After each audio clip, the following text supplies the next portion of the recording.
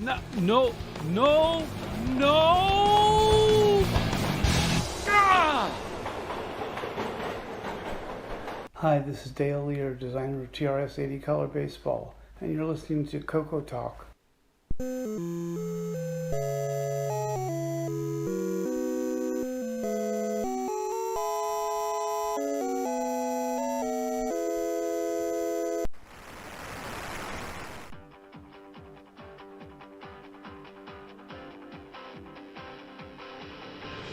This is CoCoTALK, the world's leading live talk show featuring the Tandy Color computer. It's time to drop your socks, grab your real-time clocks, and let's rock.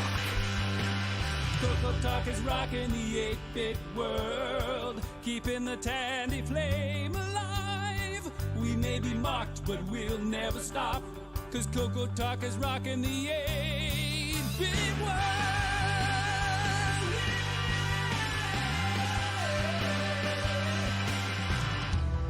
Welcome to CoCoTALK, episode 260. It's 14 days to CoCo Fest. Be there or be square.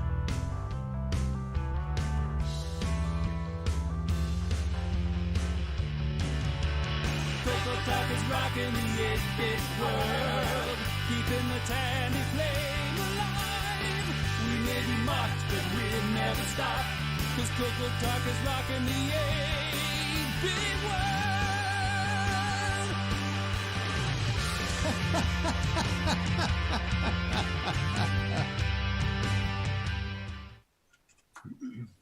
Hello, everybody. How are we doing today? Pretty darn good. Doing good here. Oh, a little bit of a short show today, possibly. Who knows? News will be interesting. You know, you just jinxed it, right? As soon as you say short show, it's out the window. So under 5 hours. Yeah, we'll try to keep it under 5. Okay. Let's see. Let's start off with the panel intros. Let's see. In my top left, Rick Euland. 2 weeks. 2 weeks. 2 weeks. So you got plenty of those keyboards ready? Yes, I am in fact working on it. Cool. Piles of them. You got enough screws? Got enough screws. Got more Excellent. switches. Life is good. Thank you, sir. No problem. Okay. And the master of the Game On Challenge, Ken Waters. Hello, everybody. All right. And we got D. Bruce Moore, Forced to Doom. So, Hello. So you like what I did there at the intro? I did. And that, Like- in case you're wondering what the heck that was my, that's my display for CoCo Fest. I was setting it up in the house just to see how it was all going to work. And I thought I'd take a little video of it. And that's only 2 weeks now. Man, Yep. I got a bunch of stuff to do. I have to write my presentation. I'm the first presenter, I think, at the fest. So And you got to hit the road here pretty soon. yeah, Yeah, definitely. I've got till Sunday for my presentation, so I don't have to start until thinking about it till Saturday. Awesome. Yeah. Don't tell sounds Curtis. good. Don't. Oh yeah. Okay. Because I'm So I- doing it with him. So I like the "Are you ready?" and then no. Yes. Good juxtaposition there. So, and next up, yours truly. Next over in the middle of the Hollywood Square is Mark Overhoster. Hey, I got the middle square for once. Hey, glad That's to be right. here. Okay. Ron Delvo. Ron Deluxe. How you doing? Ron Deluxe. The pool looks good. We're out in Arizona. Thought I'd show the Arizona background. All right. And the man whose name is in vain this week, Nick Marentes. Good day, everyone. I'm in the most appropriate spot for me, down the bottom. In the row all by yourself. That's it. Somebody has to do it. You know, Nick, Yep. one of these days you should actually change your profile picture so it's upside down. That would be very good. Yeah, that's right. That way when we're looking over the globe, we can see you down there right side up. Let's see. Project updates. Does anybody have any project updates today? So, Rick, we asked you about yours. Any other ones besides the keyboards? What else are you going to have? Well, how about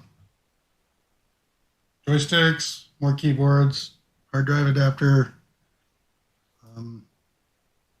Just started on the Melty keyboard. It's a mess.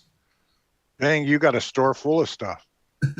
We're getting there. I may dig out some of my old stuff, but it's not really cool enough to bring to CoCo Fest.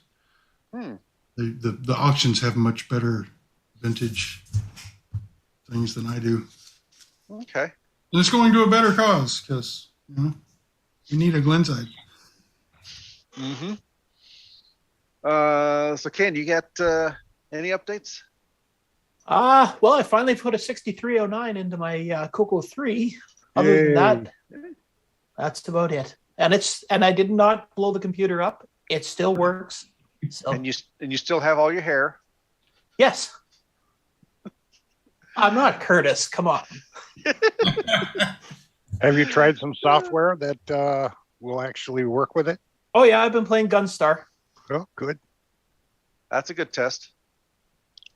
So Bruce, what you bring in besides the Forest of Doom? Well, I'm bringing Forest of Doom. I'm bringing Realm of Doom to demo. And your guitar. Well, yes, there may be room to bring my guitar. Cool. Yeah, Rick Adams. I may be the backup musician with Rick Adams.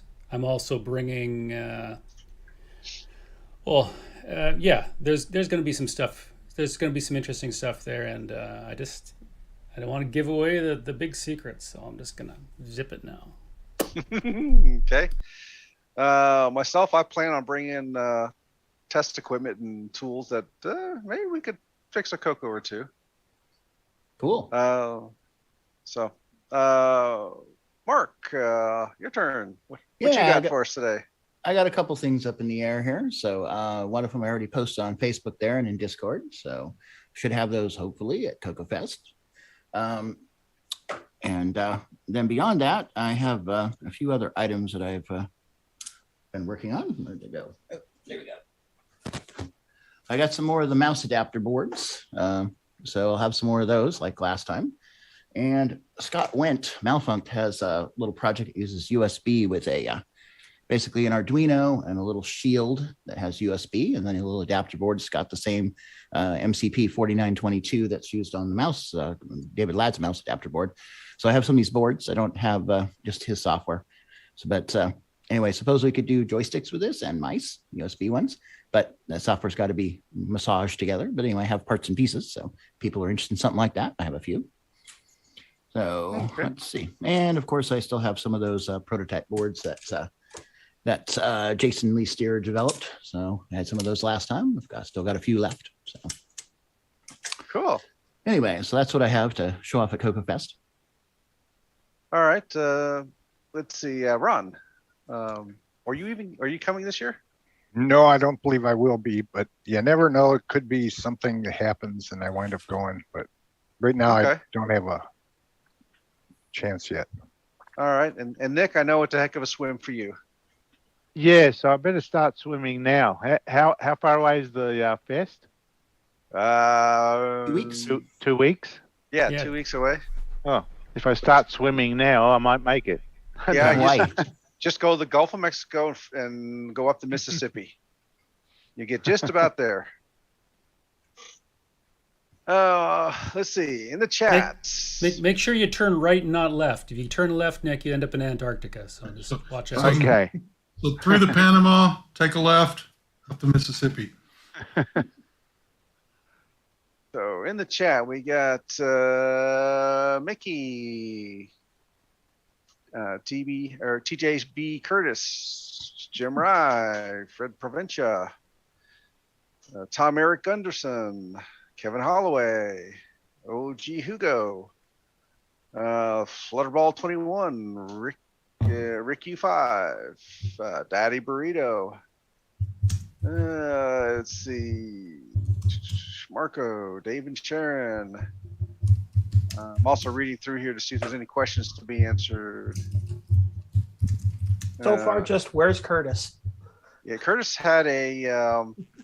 Curtis had an incident with his hair on fire. Yeah. Again.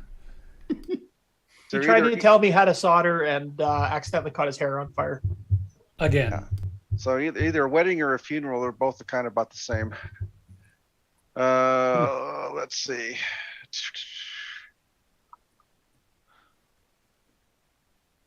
Okay. Anything else on project updates? No? I can share my page, but it just has some interesting things on there. That's all. Just interesting things? Yeah, that's all. Oh. All right, go ahead. Okay. Well, let's see here. Can you see it? We can see it. All right. What I basically done is I went to Cincinnati and visited the observatory over there. And I took my best picture and put it on the CoCo, which I usually do, right? I know it's pretty exciting. good. Everybody sit, relax. No, it did come out nice. Isn't that cool? They have this huge old tree in front of the place. But I think that looks great. yeah. There it is. It's neat. And even on the CoCo VGA, or models 1 and 2, you can see it with the viewer program. Came out pretty good. Okay, then I was looking around at stuff like I usually do. Oops, and then when we rented a nice Dodge Charger 2021, and I put some music on it, Color Computer 3 sound. And then I found that, guess what? The guy that founded Hot Cocoa had passed away at 91 back in, I think, 2013. But it was an interesting article here about Wayne Green. And there's an actual link to listen to him talk. And he's an interesting guy. He actually knew or met Amelia Earhart. Interesting. And then I found out that CompuServe is still around. In fact, here's a link to it. Voila. CompuServe, the same one from back in the day. And they keep it going with interesting news, and they have autos, camera, careers, entertainment, fun and games, gadgets and tech. Anyway, it was really cool to see. In fact, you can look up your weather and stuff over here, and it was pretty cool. So every once in a while I go there just for fun to be on CompuServe. Isn't that cool? Isn't Microlink still around too? I'm sorry, not Microlink, AOL. AOL. Well, if you go to CompuServe Mail, look at this. AOL owns everything. Does that look familiar, anyone? You have mail. So yeah, it's pretty neat. And then what's his name? One of the guys put me with the three great guys, the three amigos. Yeah. So I made sure it was on the CoCo 3. And now you can change your ROM to this if you want to. That's about it, I guess. I found CoCo 5 at the store. Isn't that interesting? And then there's a Dungeons of Daggerath forum. Anybody know that? Yeah, I'm a member. Are you? Yeah. I even have shirts, look. Hopefully this comes up. Ta-da! Huh. Interesting, huh? Did that game come out for any other platforms? I No. don't know. Not originally. They left off the little copyright Radio Shack logo on the shirt. Yeah. That's it, guys. Okay. So, how many of you still have your CompuServe manual? Really? Wow. And then did you see someone on there said, how come he has that? And I said, because he's old. Yeah, 540-3305. That's why. Yeah. I remember mine too. Okay. So we have out in the chat, we had AC 8-Bit Zone. He has a project update. It's not too late to join the panel. So feel free to jump in and we can get your update on. Space Pirate Kimiko is missing a fancier pilot selection screen and is good to go.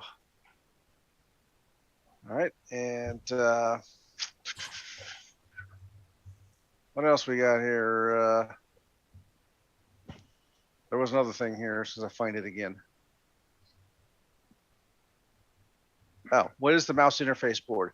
So there's a couple different versions of that out, but that allows you to use the standard either PS2 or USB mouse as a joystick on the color computer. So it's an interface that lets you plug in a PS2, depending on the version, a PS2 mouse, USB mouse. David Ladd's is specifically PS2, the one that Scott worked on, and also Paul Fiscarelli has one too that uses a USB interface. The limit with Scott's at this point, Malfunct, is that it only has support for basically the Xbox 360 controller, wired and wireless. There is bits and pieces for the Arduino out there for PS2, or not PS2, they're for USB mice, for other types of USB controllers. It's just that software hasn't been built yet and tested. So I need to send him mine. Send him a copy of my software. Does yours use the it? 4922? Or are you using a PWM output, right? PWM. No, his is 4922, like David Ladd's is. Yeah, So. but the algorithms to convert the Right, USB. to read that, use the USB. I guess the Read front the end stuff USB. would be the same. Yeah. Yeah, so that might give him a head start. Yeah, so that's a possibility. So Who's that again? Write his name. Oh, down. Malfunct. Okay. Scott went. So I'll send you the link for the for his, Okay. I can offer that up to him there. Does that mouse adapter basically let you? It's an external board converting a PS2 or USB joystick, and it gives a standard CoCo 6-pin DIN type analog output. Yes. Does it? Yeah, that's the way David Ladd's works. So yeah. Right. So basically, nothing actually plugs into the CoCo. Just a cable. External. Not internally. Yeah. Yeah. Just a cable. It's more of an. It's an adapter, essentially. Yes. Yep. Just like the Paragon or some of the others that have been built in the past. So Yep. Yeah, the one that Scott has and Paul, they're a lot more complicated. They require a microcontroller, they require a USB interface, and then an adapter board for the 6-pin DIN. Yep. So it's a stack. It looks very much like Mark's there, except his has the USB on the top. Scott's has the USB in the middle and the DIN on the top. Yeah. A little stack. This one supports wireless mice as well as wired. But in the middle is the conversion to get the PWM signal to the 0 to 63 that the joystick needs. So it does the voltage conversion. But yeah, the one you have there, Mark, also works pretty good. Oh yeah, the one that David developed. Oh yeah, no, it works excellent. It's just unbelievably stable. And everyone still has PS2 mice. Yep. So it's but like still, it's like we have 2 more votes for getting AC on the panel. Come on, AC, you can do it. Tell you what, shall we take our mandatory commercial break, and then we want to move in the game on, or see if Alan's joined us by then? It's only 20 minutes, but yeah, see if we can get AC on here. Okay. All right, let me push this button here. That one, and then this one. You are watching CoCoTALK, the world's leading weekly video podcast, featuring the Tandy Color computer. We spread the love to the past, present, and future for all models, including the original color computer, the CoCo 3, and the world-renowned exclusive French-Canadian CoCo 2. The Radio Shack. CoCoTALK would like to thank our patrons who sponsor our program, so our heartfelt gratitude goes out to Alan Huffman, Alan Murphy, Blair Ledoux, Boughton Aaron, Brendan Donahue, Ryan Weasler, Brian Walsh, Aaron Anscombe, D. Bruce Moore, Daddy Burrito, Danielle Williams, Diego, Eric Canales, Glenn Hewlett, Graham Vebke, Grant Leedy, Henry Strickland, Jason Downs, J Style, Ken Reichert, Malfunk, Melly, Michael Pitsley, Michael Rayburn, OG Hugo, Paul Fiscarelli, Paul Shoemaker, Paul Thayer, Retro Tech Time, Rick Hewlin, Rob Inman, Rocky Hill, Stephen Wagner, Steve Batson, Steve Rasmussen, Terry Steen, Terry Steggy, The Backyard Shed Gang, Tim Thayer, Tom C., Tom Gunderson, Tom Herron, Tom S., Tony C., and William Athing. Thank you ever so much, patrons. It's time for everyone's favorite segment, Who's New to Discord This Week? To Mansta. Hello everyone. I go by Mansta Online and grew up playing games on our CoCo 1 from about 85 through 89, which was an educational computer that had the RAM upgraded to work with Telewriter 64. My favorite games were Zaxxon, Sea Dragon, Return of the Jedi, Astro Blast, and Realm of Naga, off the top of my head. I am planning on doing some Twitch streams soon on my channel with CoCo games and eventually would like to pick up a CoCo 3 system. Roy Stantz. You can call me Dr. Stantz, Ghostbuster. I have a Tandy 6000 HD, a CoCo 2, a CoCo 1, and some other fun stuff. I tinker with old oddball computers and oddball telecom equipment in the little bit of free time I have. The previous bios were edited for time's sake. Thanks to Melly, Boysantech, Paul Fiscarelli, Eric Canales, the Glenside Color Computer Club, Terry Stagg E., and the CoCoTALK patrons for boosting the server. Please consider joining Discord and visiting the welcome section to read these bios in full and see what the community has to offer. At discord.cocotalk.live. Okay, and we're back. All right, so before we jump into the Game On Challenge, Nick, did you want to go over your latest project? Yeah, I can try and see if I can show off what I'm doing so far. Just to let people know, I haven't slackened off and run off to the Bahamas with all my mass earnings from from 0 hour on a beach with a super yacht. Yeah, that's right, a super yacht and all that. I've jumped straight back into another game, which I think we mentioned last week on the news. But it's a game which originally started off as Frogger. I've always wanted to do a Frogger. I've always liked the arcade Frogger. So I started thinking about how to design a Frogger for the CoCo, and I'll make it for a CoCo, well, for all CoCos, CoCo 1, 2, 3, and Dragon. So I've gone back to my roots, and from Frogger it evolved into another idea by a few suggestions by Ken Waters, because I generally like to do original games. I'm not really a big fan of doing arcade copies. So with this, I've changed the idea a little bit in that it is a Frogger game still, but I've changed the title, and I've changed the characters, and I'm adding a few extra graphics, and wherever it ends up, I don't know yet exactly fully all the things I'm going to do. But what I can do is I can show my VCC of what I've done so far. So at this stage, I've just done some tests to verify that the animation will work, the sound will work that I have planned. So I will try and share my screen, which is Mikey coming says up. there's already an official Frogger for the Dragon. There's quite a few Froggers already on the CoCo. So it's not really a brand new idea. but the idea is to create a very colorful and very Australian. Well, that's a bit that's come in later. So yeah, I'll explain that. Sorry. Sorry. Took your thunder. So yeah, so it's Frogger, and then I was showing or talking about it with Ken Waters, and he made a bit of a I don't know if it's a joke or an intelligent comment that I should go for jumping Joey, and instead of a frog, have a kangaroo, or Joey is a young kangaroo. And I like that was idea. an intelligent suggestion. Well, that was an intelligent one. Yeah. Intelligent. Now you say that.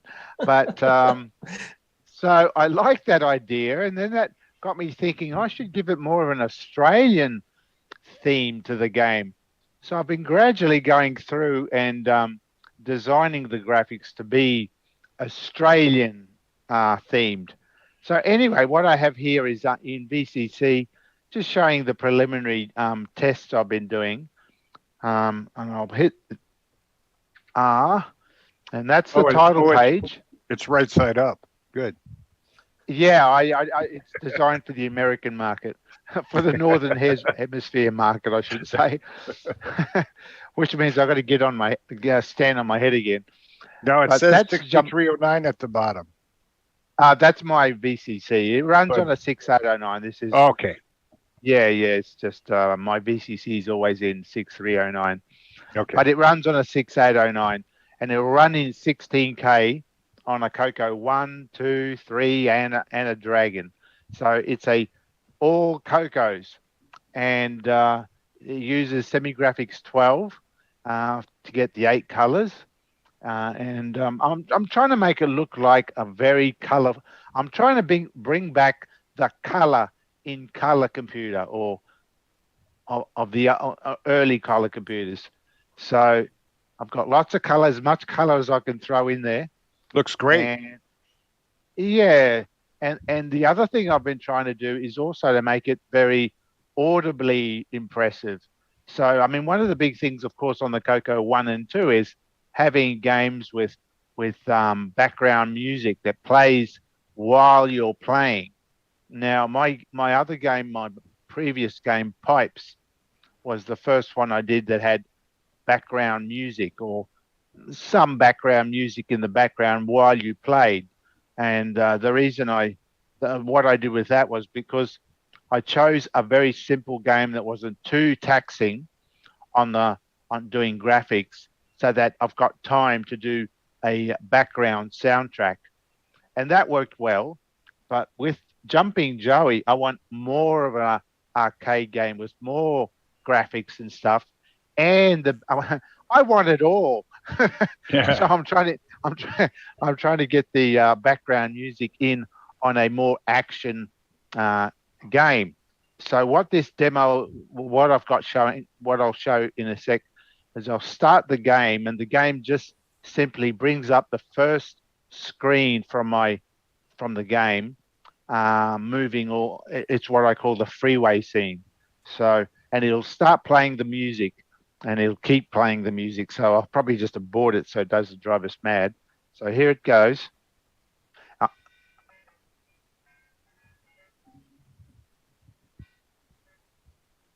Now, obviously it's a very Australian themed song. That's the Rolf Harris Tie My Kangaroo Down. So I got that playing in the background, and that plays in the background. The music routine's capable of doing 2-voice music, but this song I've only used 1 voice because I've got a few other ideas of what to do with the 2 channels. Are you playing the sound now? Yeah. We can't hear it. It's playing now. Maybe I didn't activate the share for the sound. Hang on, I'll abort and reshare. Okay. Make sure sound is on. I thought it defaulted the audio on. There it is. Share sound. I didn't see the little tag. You aborted Joey. I aborted. Joey is dead, which means I'm going to have to start up the VCC again. Hang on. starting VCC, sharing screen, turning on sound, and that, and share. So after that anticlimax, yeah, that's right. People say, "Mate, those Australians must be deaf." Okay, let's do it again. Once more from the top. So back to the title screen, and here we go, big crescendo. Is that playing? Yep. Yeah.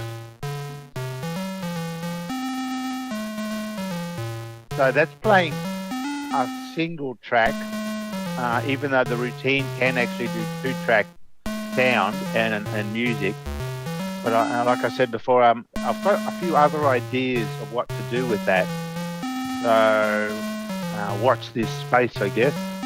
So it's playing the Timey Kangaroo Down Sport from Rolf Harris on one channel, and it will do something else on the second.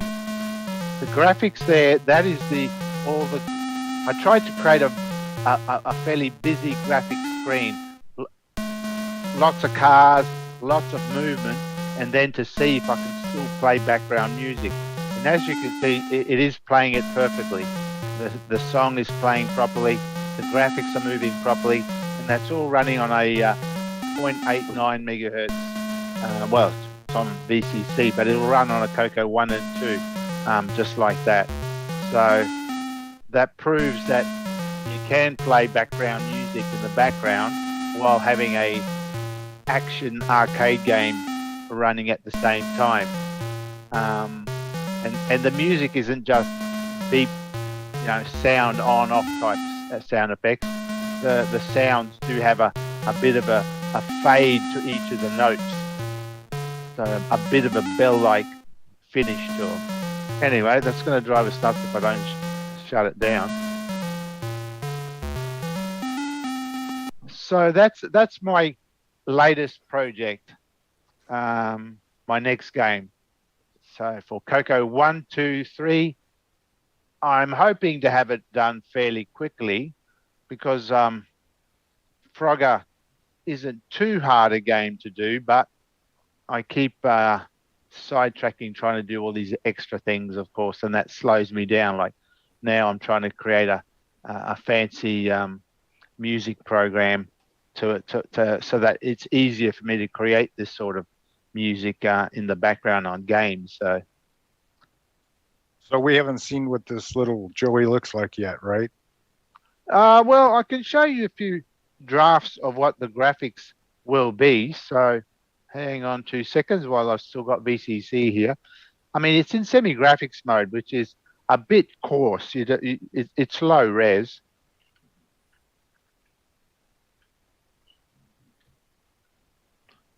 So it's going to be an approximation of a kangaroo.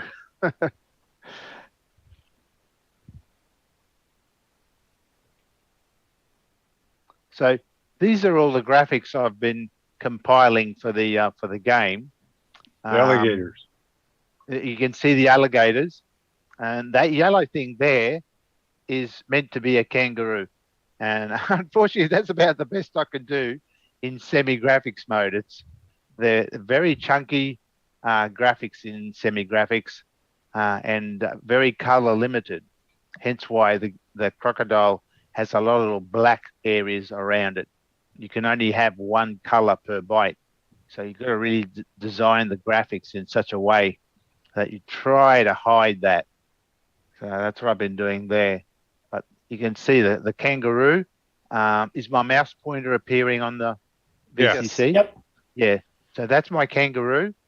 That's a fly. That in the original Frogger, there is a fly that you're meant to capture while you're jumping around. Well, that fly is going to be changed for a spider, because I'm going to try change it to be a Australian animals to keep with the Australian theme. So that'll become a spider. That's a crocodile. I think you guys call it an alligator in the US, is it? Or yeah, so we call them crocodiles. So hence why the movie Crocodile Dundee. So the fly's got two red eyes, huh? Yeah, two red eyes. It's a pretty dangerous fly. Yeah. But it's going to become a spider, which will have red eyes as well. This green thing, in the original Froggery, they're meant to be turtles, but I've sort of changed them a bit. I'm going to call them platypuses because in Australia we've got turtles as well, but because of the chunky nature of semi-graphics, the bill is its bill or its snout it's or whatever prominent. is very square on a real platypus. So I thought that might work out well for semi-graphics. It gives it that platypus type bill. So I'll call them platypuses. And that's basically it. Now, in Frogger, you've got there's two areas of the screen. You've got the freeway screen on the bottom, and then you jump into a crossing a river type screen. In semi-graphics, it's so low res, it's a bit hard to squeeze all that in on one screen without it looking very low res. So I decided to split it up. So I split the freeway scene from the river scene. And then while I was at it, I thought, wow, let's extend it. Let's add a third scene. So I'll show you the 3 mock-ups I've done. So we load in the freeway scene, which you saw already in the demo. So yeah, that's the graphics I'm designing for the freeway. This red area is just markers, so I know where all the scrolling areas are going to be. So I've got the various vehicles. You've got your display for the score, a timer, number of lives left, all that displayed. So that's to be the first part that you play. Your frog starts at the bottom and you have to hop across the road, dodging the cars, get to the top, whereby it then switches to a second screen. Now, have you considered making it a bloody squish? I could, but I'm trying to keep it. Trying to keep it PG friendly. Yeah, PG. That's it. Yeah. Yeah. You can go nuts with the violence, but so the second screen is the extra screen, whereby again you got to get across. It's now you're in a parkland area, or the, as we call here in Australia, the outback or the bush area. And you've just got to get across to the other side, and the white areas are fences. So the fences will vary every time you do come to this sort of screen, and you've got to navigate between the fences to get to the other side. But there will be people or lawnmowers. There'll be a tractor driving here. So it's sort of like the freeway scene, except that now you've got to navigate between the fences to get across, dodging the lawnmowers and the tractors. And once you get through that, then you get the final scene, which is lifted from Frogger,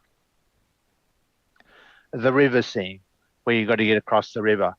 So you can see how I had to try design the graphics to get around the one color per byte limitation of semi graphics, and in some instances, like the snake here, I've used entire bytes to do the pixels. That's an entire byte, and I can't have any other color except one color plus black is all I'm allowed. So I thought the easiest way to get around that is make the whole block one color. So, and I'll animate that. So that'll be the snake. I don't have any of the color limitations here because it's all one color in a byte. But up here, you can see wherever there's a color that merges with another color, such as the blue background for the river, I have to put a black. I can't have blue can't have the blue and another color in the same byte. So I have to work around that limitation. So originally what do you call this thing with all that thing you're pointing to? What is it? That's a log. Oh, okay. That's a log that floats in the river. All right. So you got to. Yeah, that's how you get across the river. You got to All right. jump and land on a log. You can jump, or you will be able to jump and land on the back of a crocodile as well, but not round its mouth. Its mouth will eat you, but on its back you can jump on that, and that's how you get across the river, because that'll all be moving horizontally.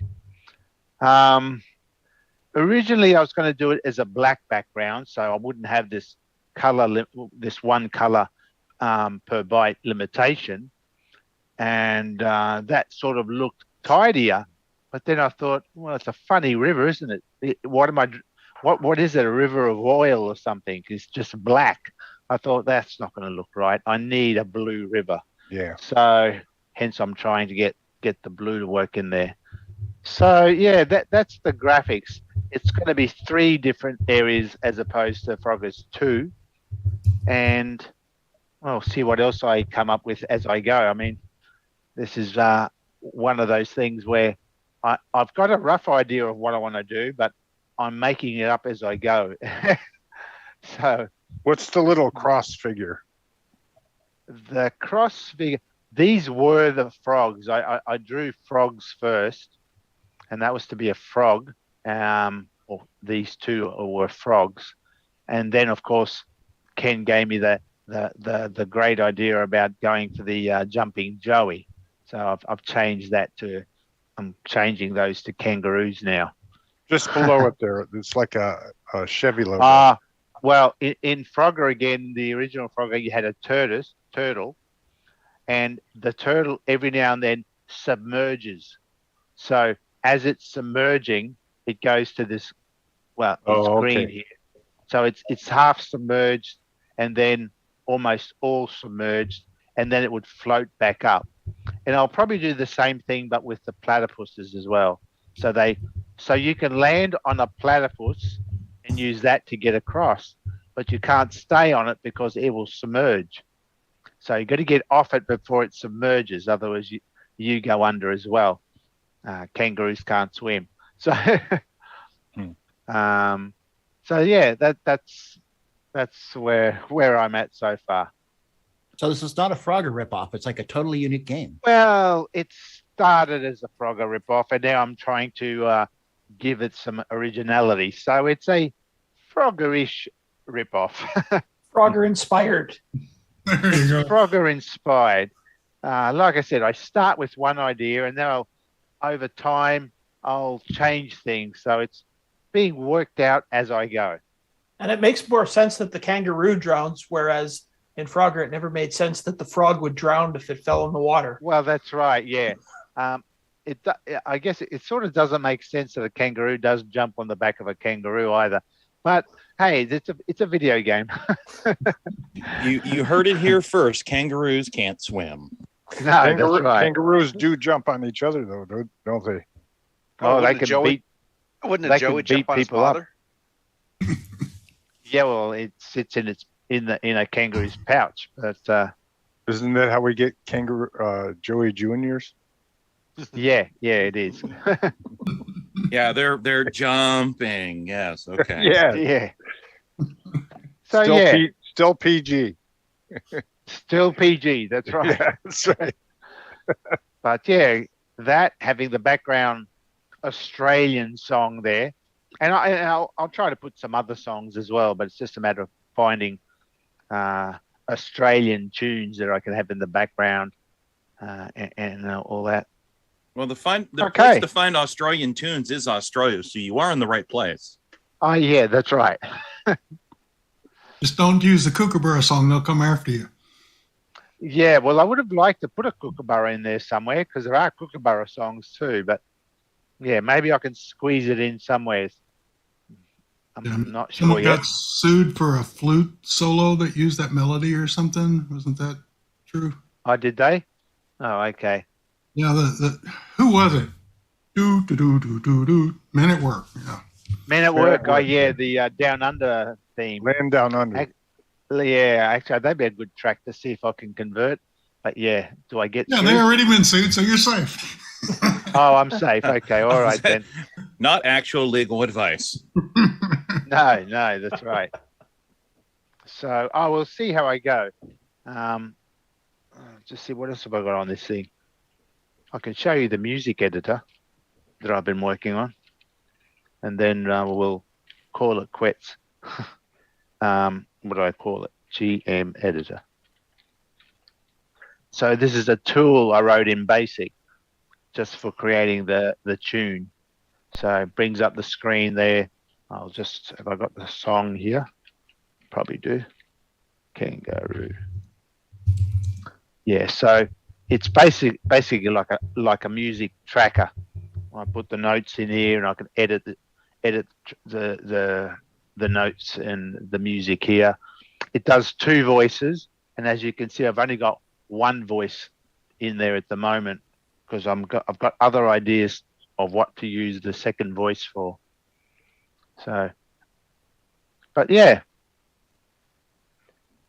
as I've always done, whenever I start a game, I usually write custom tools in BASIC to help me create the graphics and the sound effects. I'm old school. I know there's much better programs out there already on a PC or a Mac, but oh well, I'm having CoCo fun, so I'm going to do it all on the CoCo. So it's just written in BASIC. So that flush utility added flushing sound.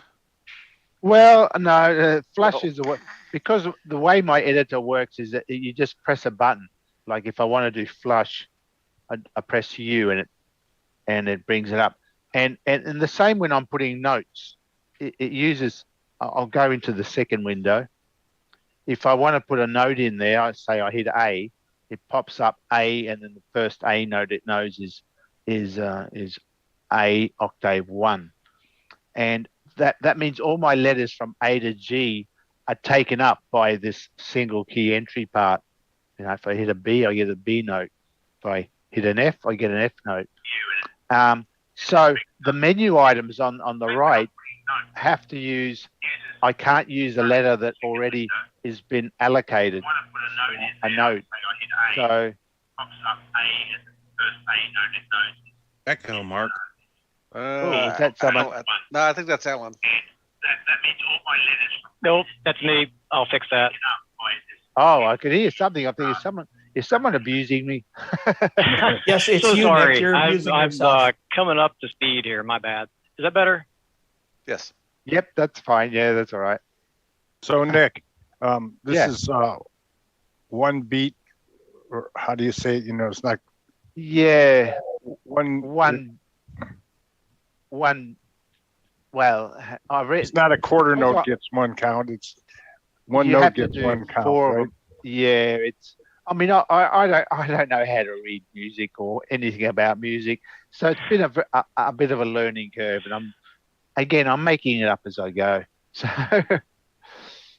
So. Oh, you're doing well.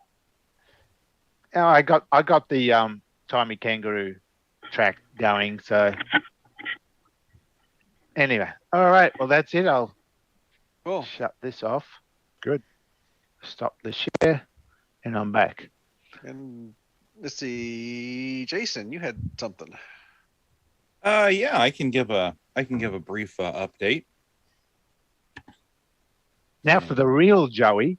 For the real Joey. Well, it is Australian themed, but it is something I have shown off here before. But I have the enhanced just standalone high resolution adapter that I've shown before, but now it has a name. It is the Dingo High Res.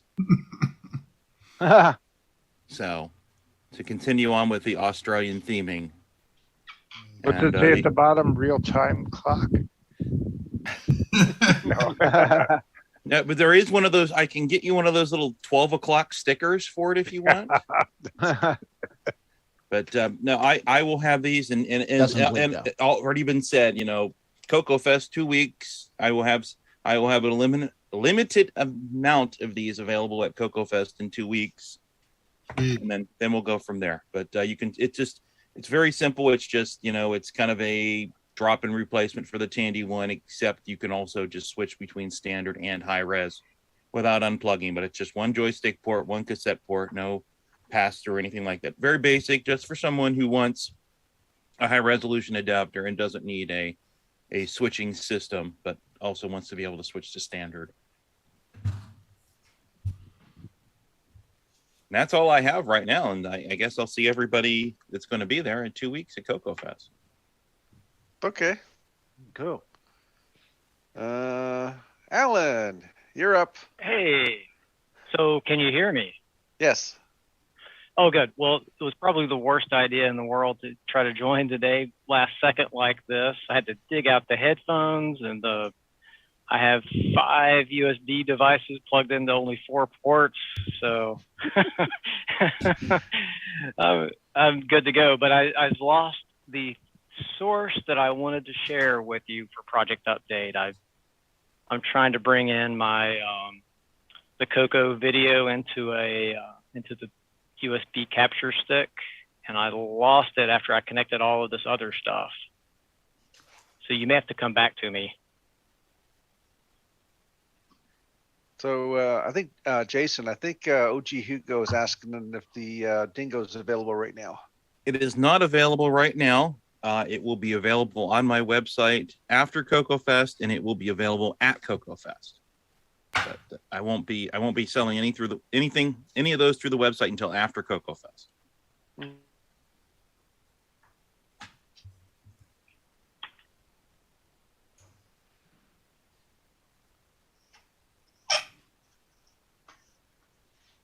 So we've got to keep your dingo away from any babies.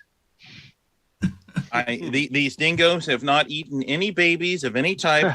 From what I understand, they are actually vegan or possibly vegetarian. Yeah, they'll live off a dingo's breakfast, right? We just look around, take a pee.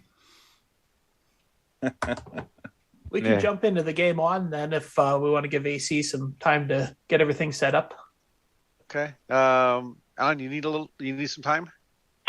I do. I was saying, I can't see my video at the moment. All right. Well, we will go over here, and I believe we had a visit from Gimes. Oh, no. Oh. We're sorry. This is where you Get go ready, take Ron.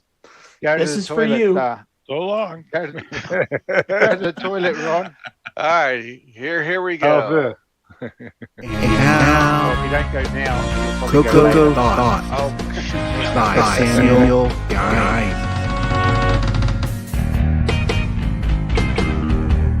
Better not wait for the 0 hour. That's when the world's coming down. Better not wait for the 0 hour, or there'll be nobody around. I'm gonna come find you and go out and use by the 0 hour. Yes, I am old.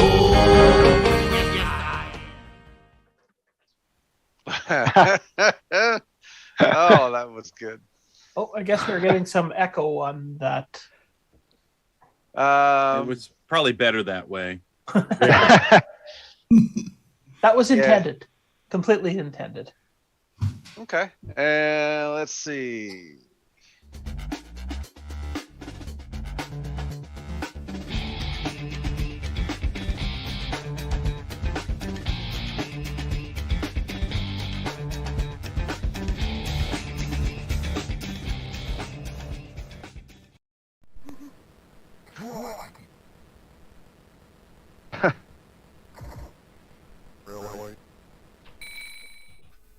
Welcome everybody to the results of the CoCoTALK Game on Challenge of the Week. This week we played a new game. It's called 0 Hour, and it's by Nick Marentes. We had a total of 11 players. For the players that didn't quite save the world, we had Joshua, who had started the game when I closed the results, but hadn't yet finished it. We had Rich N, whom unfortunately I could not see how many rooms he completed by his screenshot. But he did play the game. We had Echo, who completed 4 rooms. Mr. Dave 6309 completed 5. Flutterball completed 8. Jim Rye completed 10. And now we're on to the people that managed to save the world and stop the bomb. We had Sloopy Malibu, who had 2,272 left on the timer.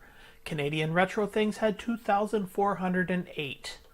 Brian Walsh had 3,554. David Craker had 3,697. And the number 1 score this week was Buck Owens, who had 4,805 ticks left on the clock. Congratulations, Buck Owens. And congratulations and thank you to everybody that played this week. We'll see you next week. CoCoTALK salutes Buck Owens.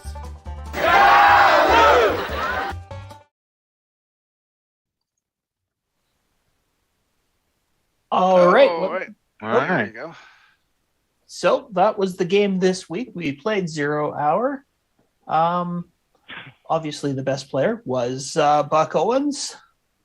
I have some video here of. I can't share my screen. Hang on. And I think I'm getting some vague semblance of an idea of where this echo's coming from. Is it echoing through my micro or through my headphone, through the brain and out into my microphone? No, I think through mine. Okay, so we had Buck Owens, and this is just a sample of how Buck was getting such good scores. This is on the what the heck is the name of this screen again? The hydraulic lift. Hydraulic lift. So normally you have to use up like 3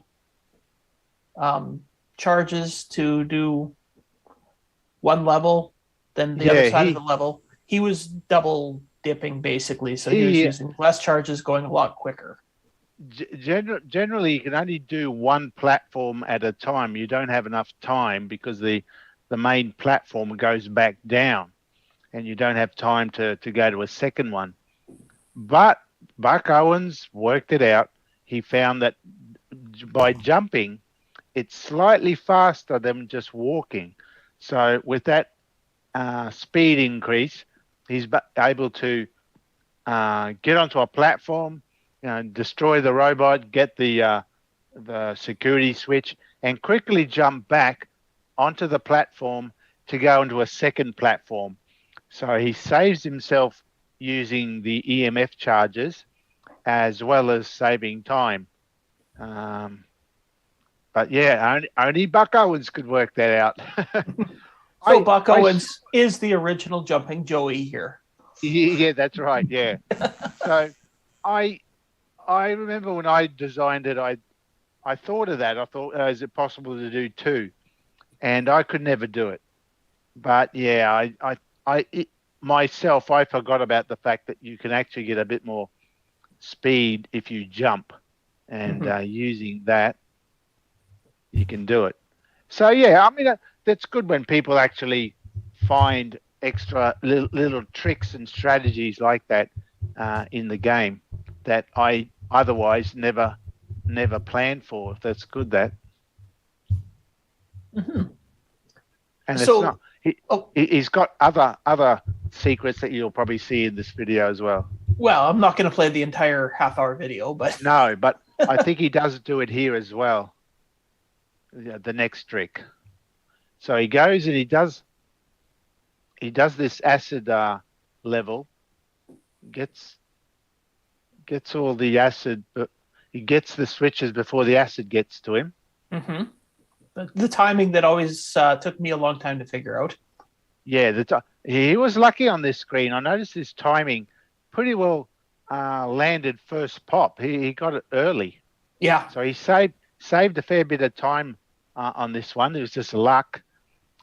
but it's what he does. I think it's this level to gain him more time. He goes and he completes this level. If we have a look, gets all the switches, quickly gets out of the way of the acid just in the nick of time. Jumps across. And he's just got 2 more. And if I remember, I think this is the level whereby he doesn't bother trying to go back to the door to get out of the room. It's this one where he kills himself. He just kills himself, yeah. Yeah, that's a quick way to get back to the door if you need to. That's right. Especially if it's a hard level, and it might be a bit difficult to he just went around quickly. No, he's still got one more to go. So when he finishes it, this in the EMF chamber is the best one for killing yourself to get back to the door. Yeah, the EMF chamber saves you having to wait for the platforms to come back in the order you want. You can say, well, I've got 9 lives.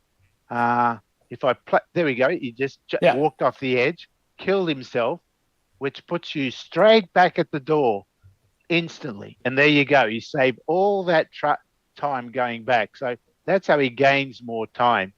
He does later on fall over accidentally and actually does die unintentionally, which means he could probably, if he can play a perfect game, he might be able to even get more timer left over. Mm-hmm. So yeah, expect a 5,000 count from him. And this level here is definitely one of the ones where you can waste a lot of time. This is the one he normally does, yeah. Yeah. Because again, the platforms are random, and sometimes you might be on the side platforms waiting for the rising platforms to come in the order you want, and because it's all random, there are times where it just doesn't come for ages, or you have to go back. That's right. And one of the tactics is there he got lucky. That was just absolutely he got perfect lucky. timing. Yeah, that's right. I hate that jump and move. I'm at the top. I gotta jump.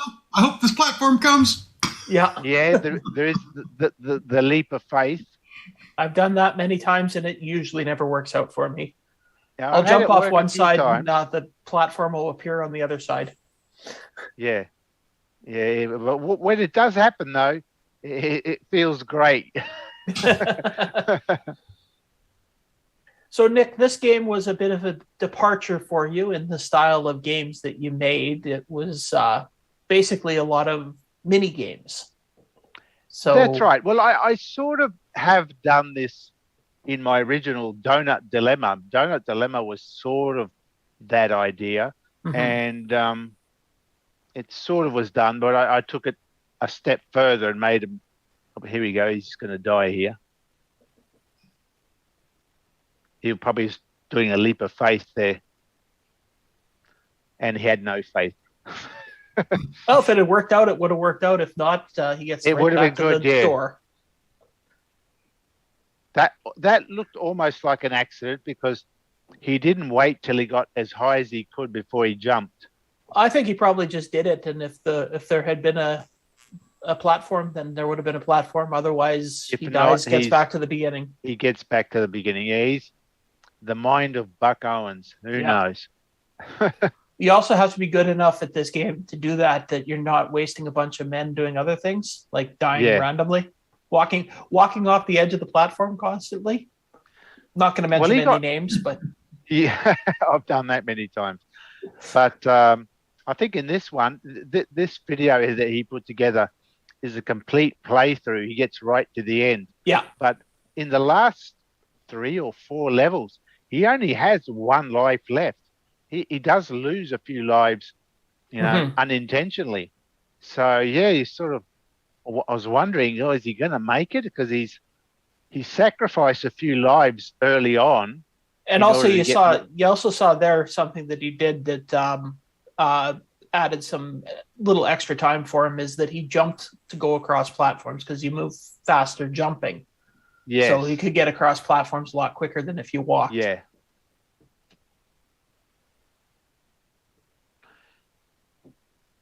But yeah, so you were saying how this game, you kind of did it in Donut Dilemma, but Yeah, it had mini games in it, but this took it a bit further. And one of the things that I did notice, though, is that this is probably, I would say, one of the easier Nick Marenti's games, because it's the only one I've ever finished.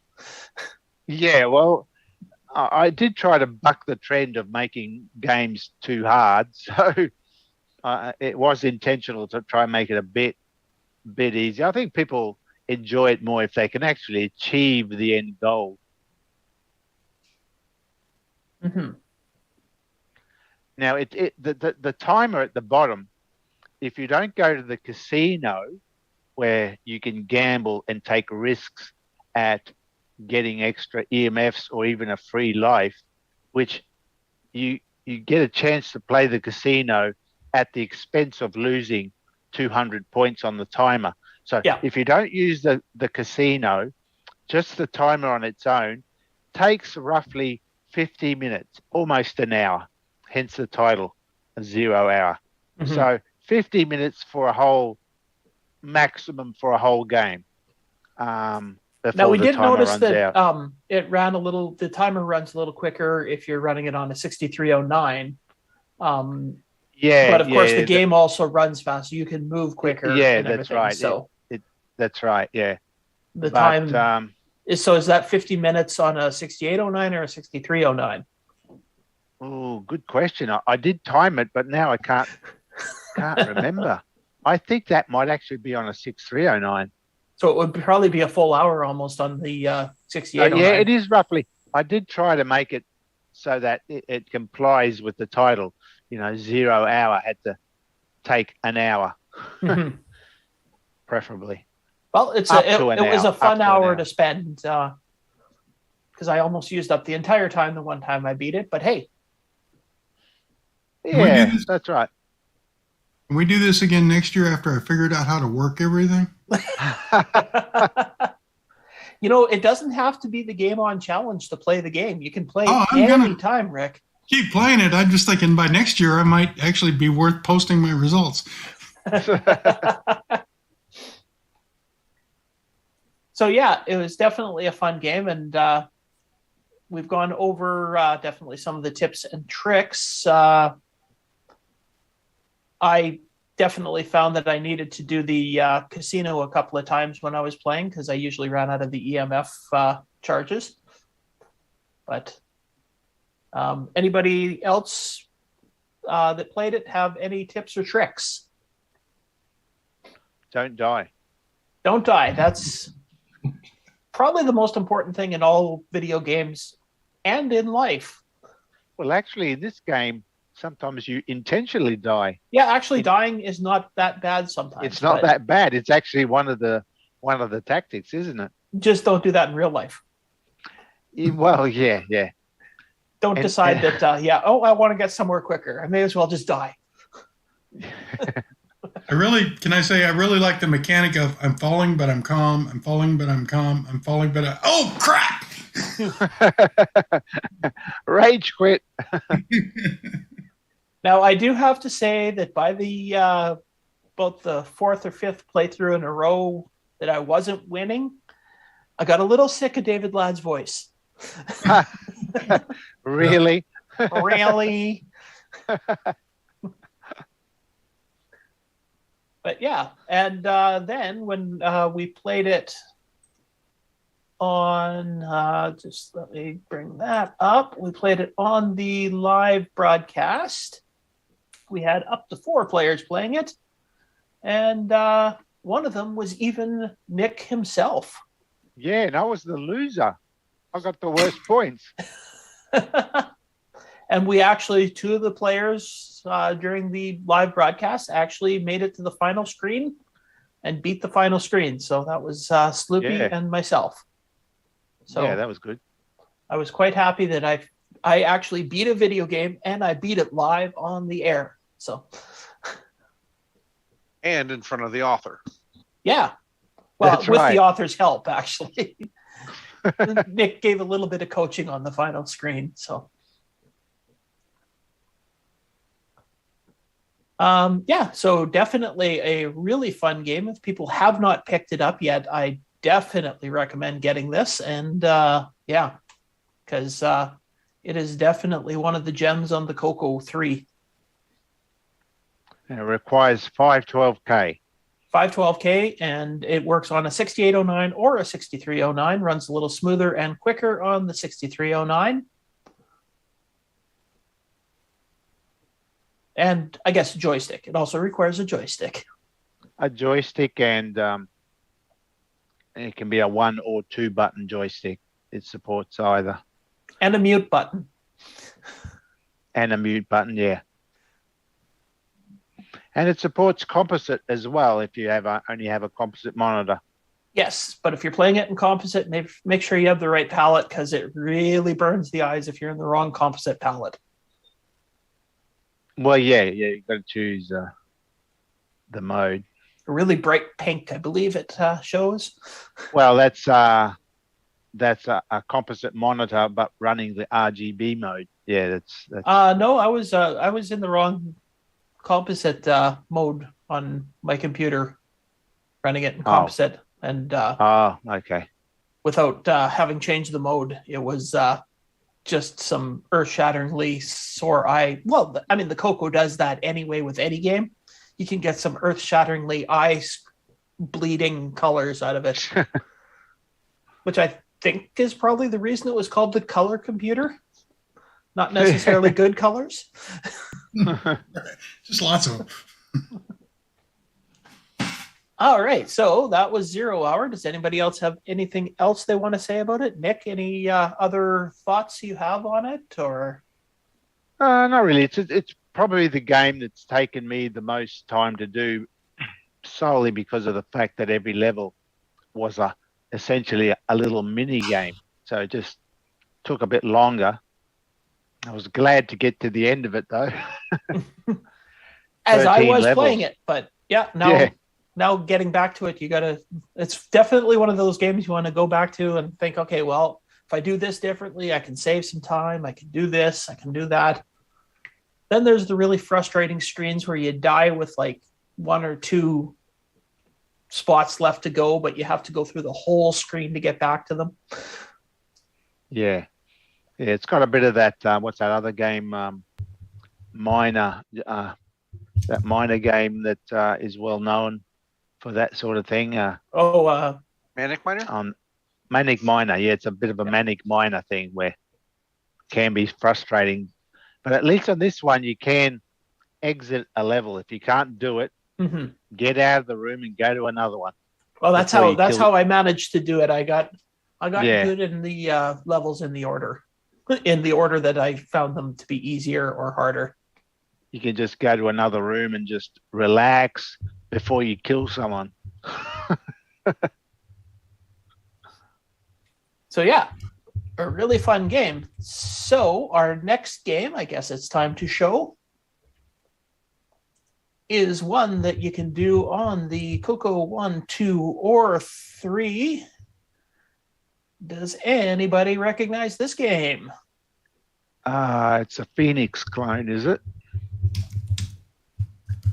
I forget what it's called, though. And this is the game right here. Demon Seed, yes. So a nice little, after all that logic and everything else, we're going with a good straight-up shooter. That's right. Oh, and Buck Owens put something in the messages there. One of my all-time gaming experiences was playing the final level for this game. There is no instructions for the level in the manual. Well, of course, he's talking about 0 Hour. Oh, okay, yep. Successful, but I think Nick watching my thought process and struggling has led him to include the instructions in the manual. Yeah, when I first gave him a copy to evaluate, it didn't have anything about that final level. So, and he worked it all out himself, what to do and everything. So yeah, he liked that. But I did put a bit of, at least a 1-sentence description of what to do. But yeah, Demon Seed was also available on the TRS-80 Model 1 originally. Yeah, so we should probably find the video on that at some time to compare it next week. Oh, well, I don't have a Model 1, so I can't. There might be a YouTube video about it. I'm not sure. I could look it up or try and get in contact with somebody that has a Model 1, see if they can make up a video for that. Just to compare the evolution of the game. Mm-hmm. And I think it's the same authors. Let me just quickly look up what game that was actually based on. Phoenix, I think it is. It might have been. I thought it was something different, though. Let me. I don't know. Let's ask Ron Delvaux. Was it Phoenix? You're in Arizona, right?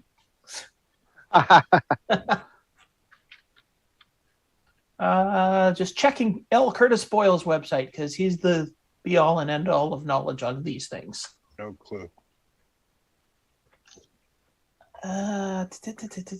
Just right at the bottom, of course. Just give me 1 second. I'll just keep randomly talking till I find it.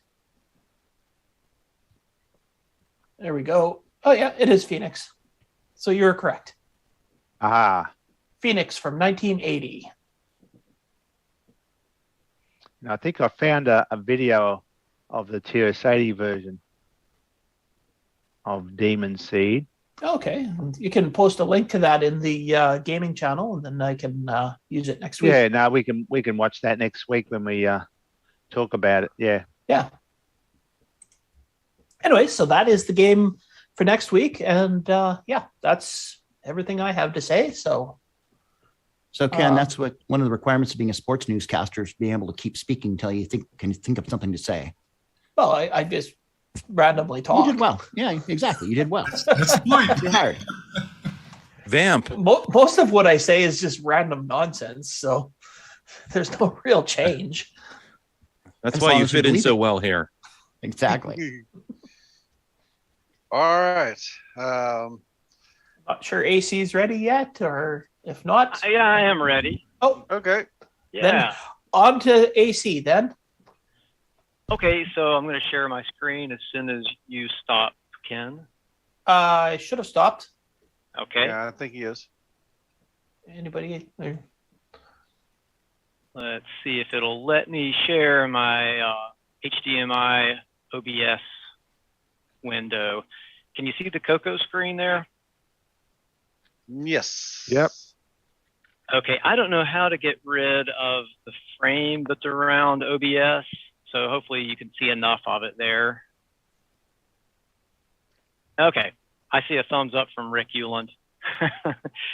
I also figured out why I couldn't get this to come up a moment ago. I had to, my computer would only support either my webcam or this. So I figured you'd be more interested in seeing the CoCo screen than my video camera anyway. So my update is about CoCo DV. So, you know, the CoCo digital video board that attaches to the VDG socket and extends the capabilities of the VDG. It's been a while since I've talked about this or had any updates on it. So I was right in the middle of some updating on it, and I thought I'd share some thoughts about an idea that I have for a new feature, and maybe get some feedback from people about it. So this is my CoCo 2, and I'm outputting it on HDMI over to this window. It looks a little stretched horizontally. I think that's OBS stretching the aspect ratio out.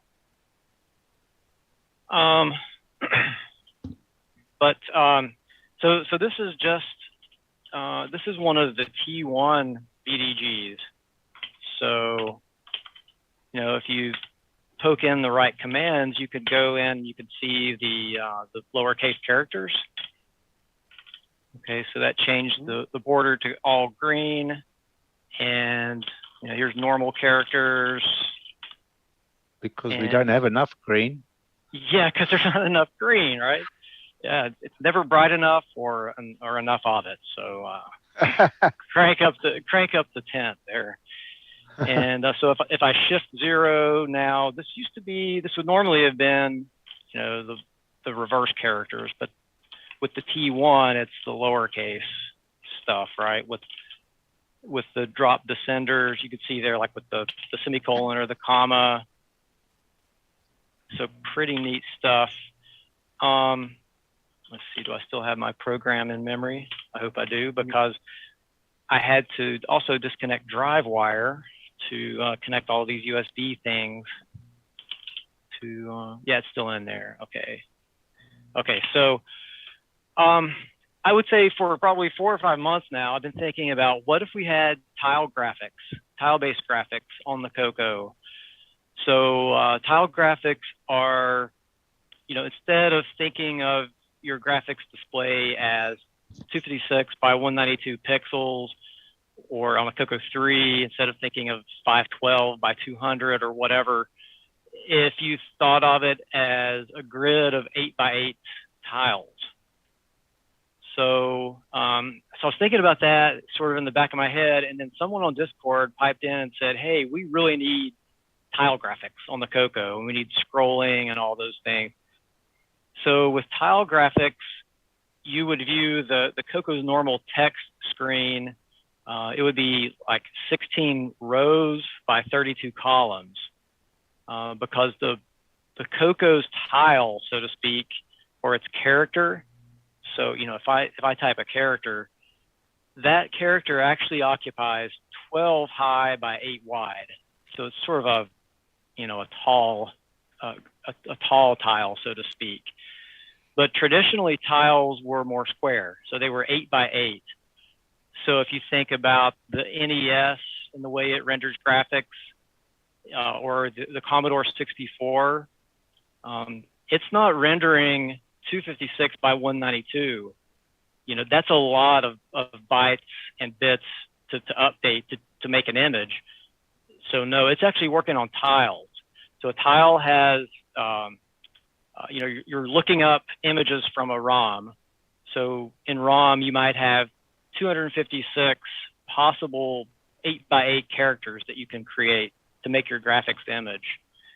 And you need only program that many tiles and manipulate that many bytes of RAM. So instead of 256 by 192, you would have, a width of maybe 32 and a height of 24. So what is that? I think that's 768 bytes. So instead of manipulating about 6K bytes, you only have to touch about 768 bytes. So the advantage of tile graphics would be speed.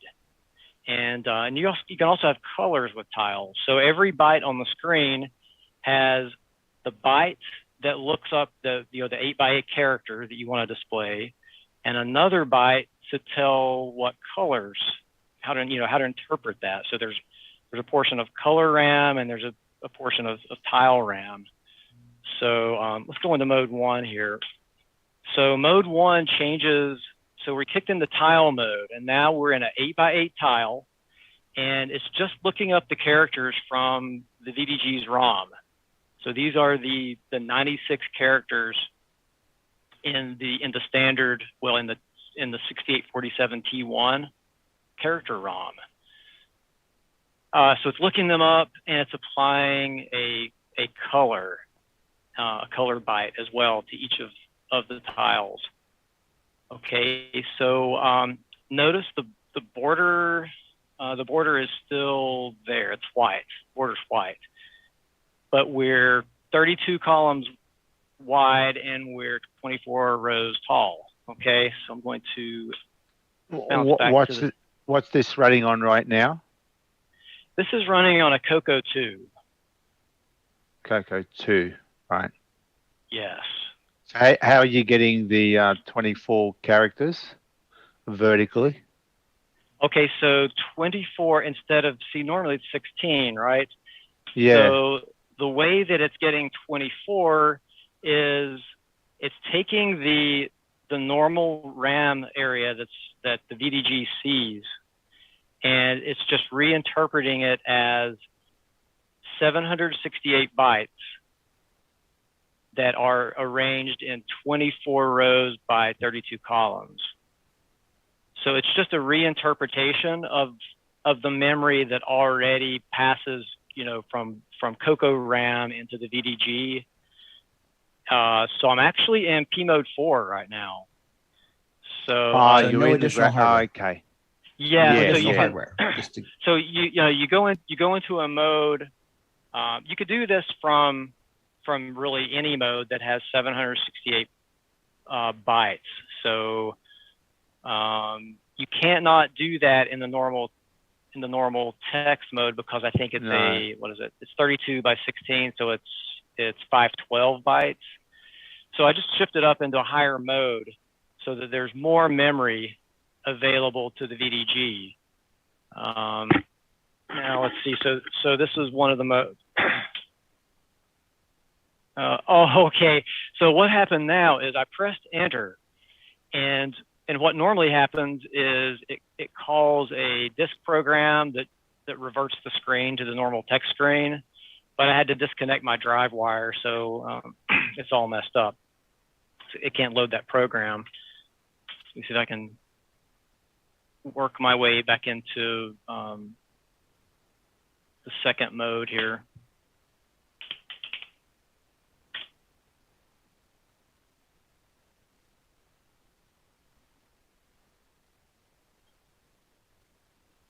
Okay, I can't, without being able to see that menu, I can't seem to get it into another mode. So what I'm working out here is, can I, first of all, open up the character ROM so that you can program in any 8x8 tiles that you'd like. So instead of having characters and numbers, you could have game background and game graphics. And instead of being limited to 24 by 32, you could go 25 by 40 or 32 by 30, or really any other aspect ratio of tiles that could still fit into the into the composite video or the VGA video space. So that's pretty much my update. And this like I is said, I'm right in the middle. No hardware. So this is all hardware, actually. None of this is emulated. Yeah, this is all hardware. So this is a real CoCo 2 with a real VDG, but with the CoCo DV board added into the VDG socket. Right. Yeah, so it's all hardware. Yeah. I think the CoCo VGA does this sort of thing. Yeah, I think it does. There's a wide text mode. Is that right? Yeah, I haven't got a CoCo VGA. Yeah. I thought it could do 32 or 64 column. I think you're right. Yeah, I don't actually have one of my own, but yeah. I think, I was thinking the same thing, that it does have a wide. Yeah. I wonder if, I don't know if it has tile graphics behind it, though. I don't know if it has. I think it does. I think you can program the characters and make your own characters, but so that, yeah. Okay, so I've just kicked it into menu option 8. So this is 80 columns wide. How many tall? I think it's 30. I believe this is 30 by 80, 30 rows by 80 columns. Or actually, have you counted it? Because I don't understand how you get 80 column. I can understand how you get the 64. So is that actually 80 or is it 64? That's actually 80. Whether I'm, I may be in the wrong mode right now, but I have a 64 wide mode and I have an 80 wide mode. So the way you get to 80 is the same way that the CoCo 3 gets to 80. Right. Yeah. It's the same thing. It's that there is there are pixels there in the NTSC field, in the frame, the CoCo 2 just didn't utilize them, but the CoCo 3 did. So this is just like what the CoCo 3 does. It just makes finer. It uses a higher clock, and it just divides each H-sync, each horizontal line. It just divides it into faster pixels. Right. So G on the top line is column 40, and that's only about halfway across. So it is an 80 column, yeah. Yeah. So this is 80 by 30. And that's 2,400 bytes. So I'm in P mode 4 so that I get the full 6K memory space. I can use up to 6K, and I'm using 2,400 bytes of it to store the text.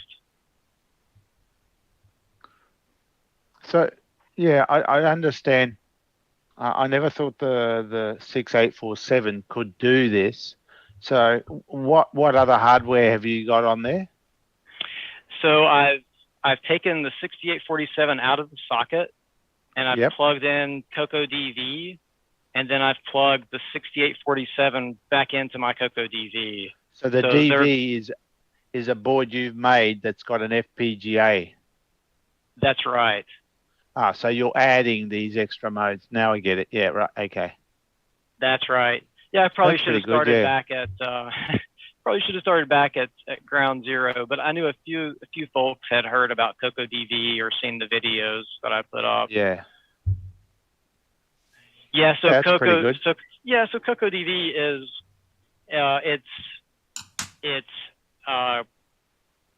it's backwards compatible. It has all the existing modes of the CoCo 1 and 2, including the T1 version of the 6847.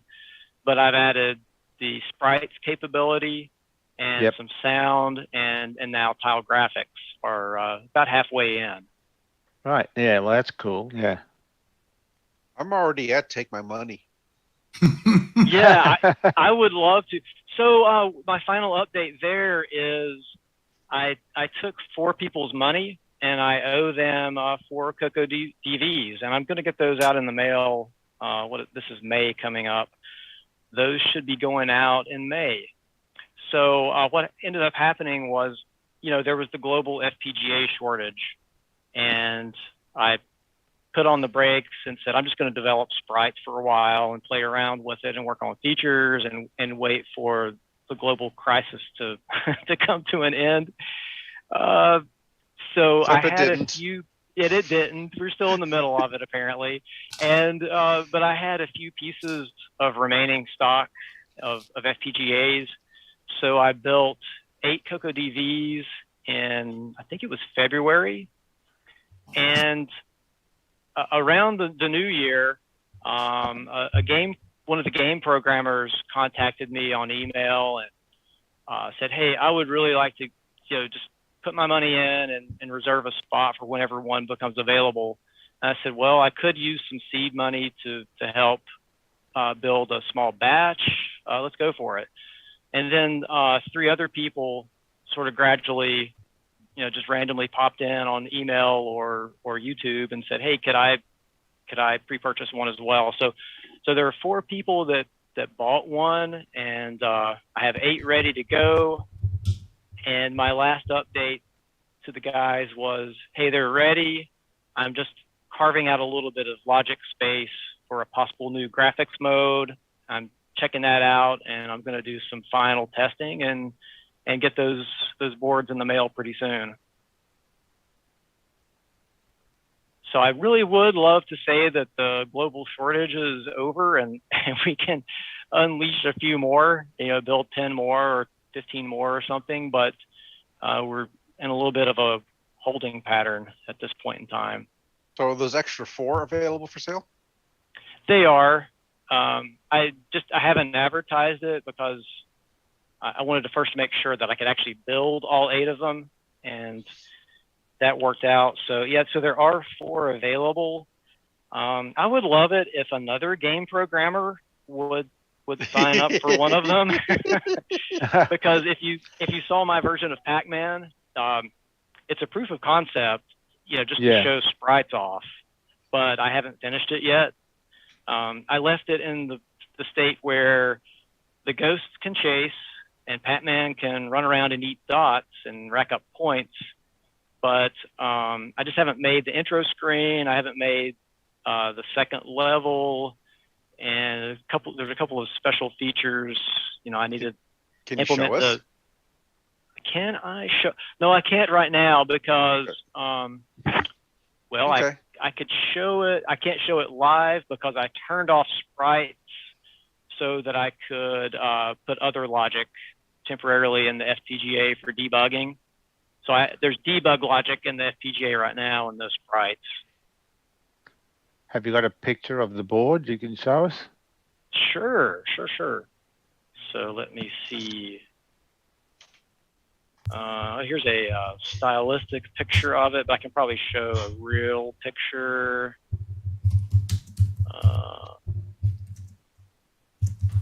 I posted a YouTube video of your initial prototype, so it's in the. The first one that comes to me here is an artist rendering. Let me show that. So I need to share a different window here. Do a new share. Okay. Why are there two? Okay, anyway, I think this should bring. There it goes. Yeah, I can see it now. Okay. Let's see. This is version 1. This is the version where. Okay, so obviously there's the socket where you would plug in the real VDG up the top, and the BGA, the FPGA is not installed in this photo. This isn't even a photo. This is just a 3D image that came out of the CAD tool, which is it's a render. Rendering. It's a really cool feature of modern CAD tools that can render this. But this was Rev 1, where it still had a micro HDMI connector in the bottom left. Rick, this is the one that you were joking about. It's the connector's crooked. Right. Yeah. But I had to do that because I needed it to fit in CoCo 1 and the early CoCo 2, and then the first Korean CoCo 2, and then the last CoCo 2. They were like, I didn't realize how many different, it's sort of like the keyboards, right? How many different keyboards are you trying? You're probably pulling your hair out trying to upgrade all those keyboards, right? Well, there's just as many main boards as there are different revs of keyboard, if not more. So you had to get around the post. Yeah, there's a post. So in CoCo 1, you have to saw off that 5th post in the middle of your CoCo 1. And so I am someone who loathes modifying the original thing, right? I don't like to poke a lot of holes in the back of the case. I don't like to mar the, I don't like to damage things. So it really hurt me to cut that 5th post off. But I was afraid that the CoCo 1 would become all flimsy, but no chance. It is so solid. You could still rest a monitor on top of the old gray case and it wouldn't cave in, even with that 5th post missing. I mean, that is some beefy plastic, let me tell you. So anyway, yeah, CoCo 1, you cut the 5th post. The Korean model of the CoCo 2, where it was one of the old ones where the RF can stood vertically. Does anyone know about? There's a flat mounted. That's the US version, I think. Yeah. Yeah. Okay. So Korean ones are flat. The US ones are vertical. So maybe not the most recent version that I know of is the one with the T1, and it went back to the flat mounted RF modulator. But somewhere in the early to middle ones, there was this vertically mounted RF modulator, and it's just in the way of everything. So you actually have to remove your RF can on that one model of CoCo 2. But other than that one, you can still have RF out at the same time as HDMI out. So that's really handy when I'm testing a new graphics color or some new mode. I want to be able to see the original view on my old TV in RF side by side with the HDMI screen, and I can look for problems. So yeah, so on all but that one model, you can keep your RF CAN and just add this to the main board. Cool. Right. The side-by-side thing was interesting. So I was, for the longest time, I've been using my CoCo with only HDMI for like over a year now, right? It's my daily CoCo. I just always turn on the computer monitor, turn on my CoCo 2, and then bam, I'm just, working at HDMI. So getting these 4 boards ready to ship out, I decided to go back and do a regression test to make sure I hadn't broken anything. Don't do after that. adding. What's that, Rick? I said, don't ever do that. So I went back to the very first, Semi-Graphics 4, SG6, some of those things that I did in the beginning, and I found broken things.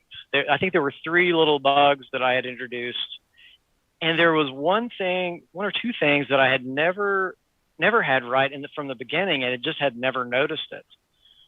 So things like the border color. If I was in P mode 4, the border should either be the green or the buff, depending on if you're in color set 0 or color set 1.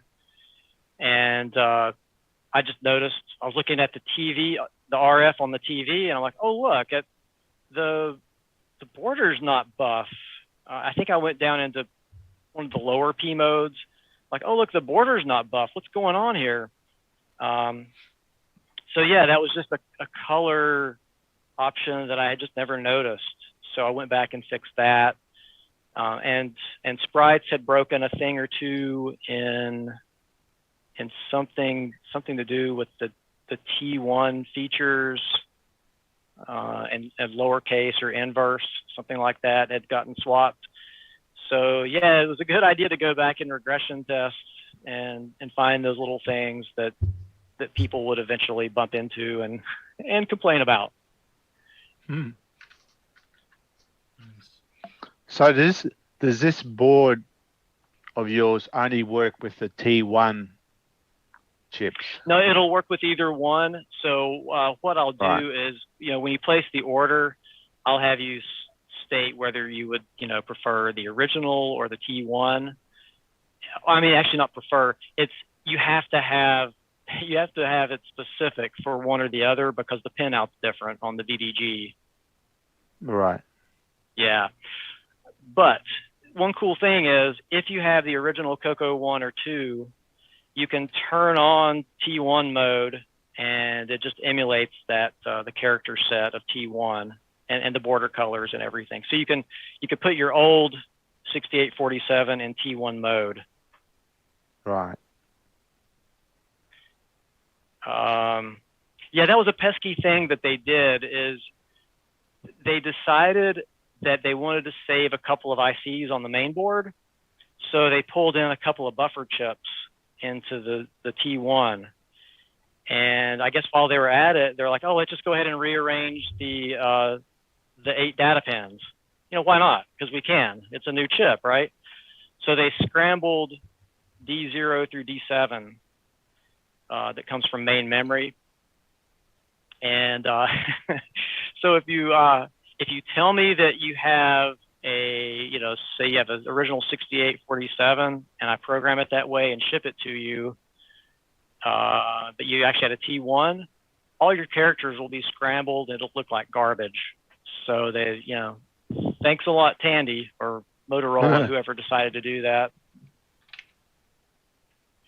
But okay, and the other thing that I'm going to do is, you might want to change. You might want to pop it into a different CoCo someday. So I'm also sending a programming cable with the board, so you could just reflash it with the other one if you change your mind later. So it won't be set in stone. And that's also, I'm also shipping the programming cable because I expect there to be bugs, and I hope I think they're minor. Because like I said, I've been using it every day for over a year, and I'm noticing fewer and fewer problems and mistakes. And also, tile graphics will come out at some point, and I'd like for those early adopters to go ahead and be able to download the new version with tile graphics. Right. And there could be other features that we tweak. So I had mentioned that there was a game programmer who bought the first one. I would expect that he would have some input as to how the sprite block is set up. So, a sprite has an XY location, and it has 4 color settings. So it has this little memory block dedicated to it. And I've set it up in a certain way that made sense to me and that worked for Pac-Man. So, someone with more experience with sprites may say, hey, you should have rearranged the way these bytes are laid out so that it's, I don't know, maybe so that it's faster to update them during VSync or whatever the situation is. But I expect there could be some feedback from a real game programmer that, knows a lot more than I do about the software side of things. And color, palettes. The palettes are programmable. So, the CoCo has 4 colors for text and foreground and background, and it has the 8 colors plus black, and then it has artifact colors.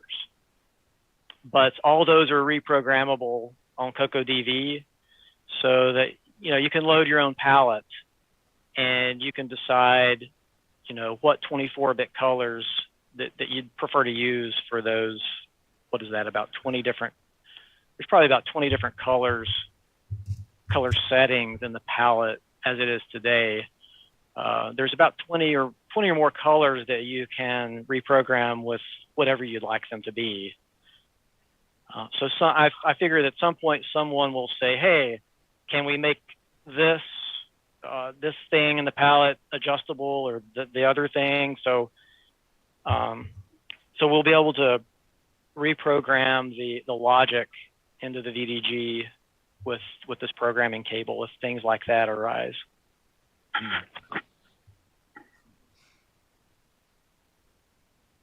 And I think that's about it for my update, unless anyone had any other questions on it. Yeah, when does the next run come out?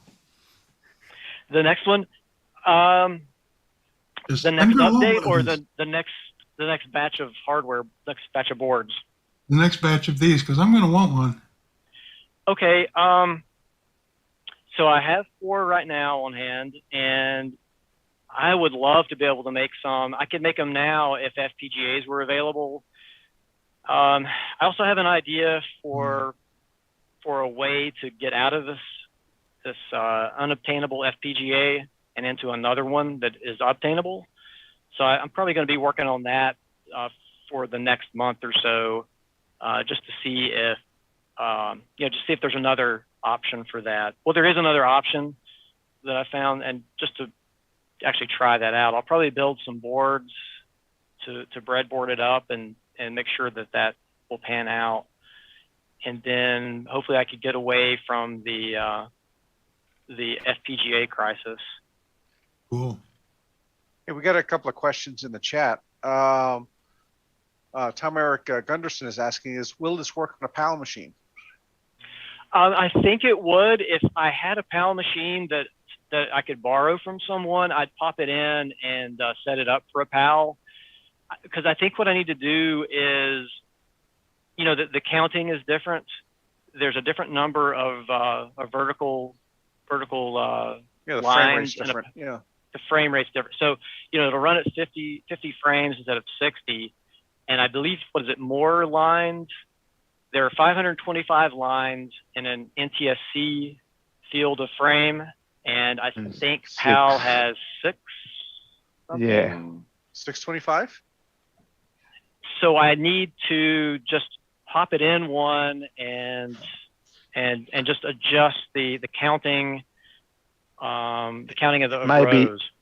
there may also be a physical limitation as well. Like I think maybe the power boards are differently laid out a bit. Okay, yeah, like you might need a riser board to get up, to build the height up to get away from some obstacle or something like that on the main board. So if anyone, I don't actually own, I probably have 12 CoCos or something, but they're all NTSC machines.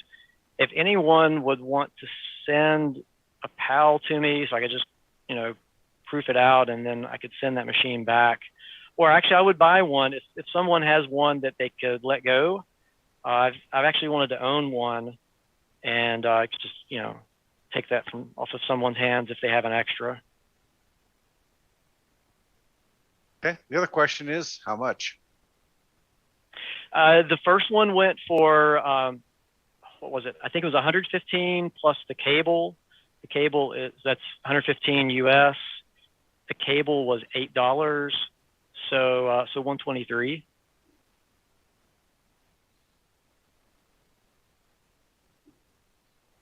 Scrolling through and see if there's anything else. There's a question about, does it work on PAL systems? Yeah, we just answered that one. Okay, cool. I missed that. Sorry. I think that's about it in chat. It's the only thing I'm seeing here. So does it work on PAL? Maybe. It probably would, but I need to try it out Try the and machine. see what the counting, what the I was thinking about this one time and I thought, wait, is there a special VDG for the PAL machine? I don't think so. I think it's the same VDG.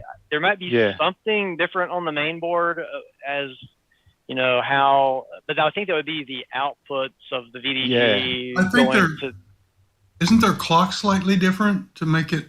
Yeah, it's 50 hertz instead of 60, but isn't that in the? So that's the same, just the clock's different in that. The initialization routine is probably different. But it switches all that. Yeah, I mean, Rick, you're probably right. It's our clock. Our main crystal is running at 14.31818 megahertz, and theirs is running at, I don't know if it's 16 megahertz or what it is, but it divides down, and they end up hitting a 50 hertz frame field rate. Well, there's your. I don't know. I mean, maybe the row counting is all the same. Maybe maybe it's just. You just need a new angle for your HT connector. Okay, yeah. So the new angle is going to be, it goes straight up. And that's easy. You just drill a hole in the top of your case. Yeah, and who would not hate that? Turbocharge, right? Like the breather coming out of wait a minute. Ron Delvo's hood of the car. Wait a minute. Who leaves the top on their CoCo? Right. Yeah, exactly. I'm staring at. I have 5 right now within reach. 3 of them have the tops off. Of course. All of my case screws are taped under the keyboard to the bottom case. So if I exactly, I have a little. I either have a strip of painter's tape holding them in there, or a little Ziploc baggie in there. Yep, that's a common trick. Okay, cool. Okay, I'm going to stop screen sharing and attempt to plug my web camera back in.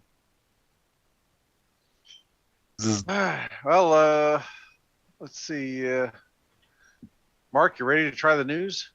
Yeah, I have the game news stuff queued up, the web things here. I can see if I can share my web browser window. Okay. You want to do the dragon stuff?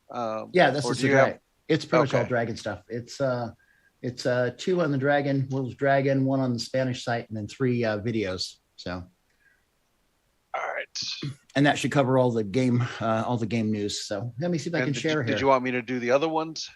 Yeah, I'll let you do the other ones. I haven't queued those up. So since you already got them, so yeah, I got it. Okay, well, let me see if I can get this to share. I tried this earlier when we were doing something else, and it's locked up, and I tried canceling. So, okay, let's see if I find the right window here. ADG converted games. Okay, there we go. Hit the share button, see what happens. Okay, we have, can you see my screen up? Yep. Oh, I haven't done the intro yet.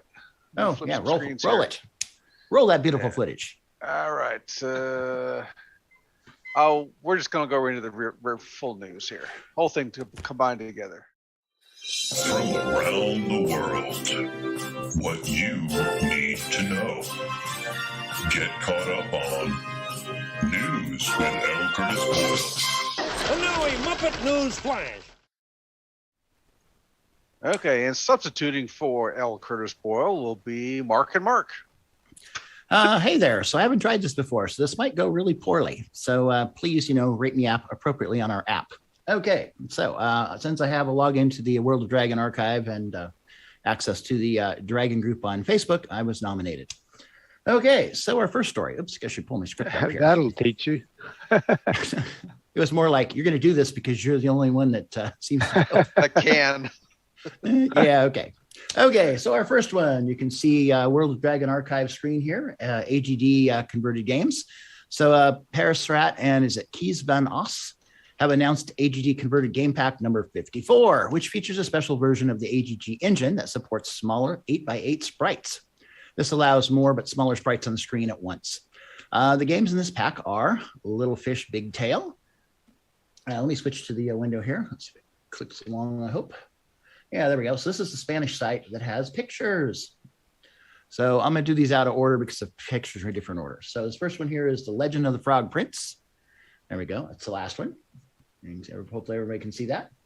And this looks like, I think, Legend of the Frog Prince still here. This looks a little bit like Puyan with the levels and stuff. Yeah, this is all Legend of the Frog Prince. If anybody wants to go back, please tell me.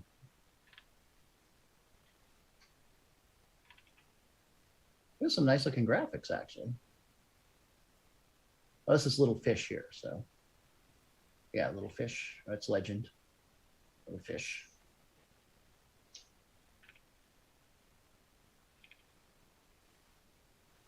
Lots of screenshots here.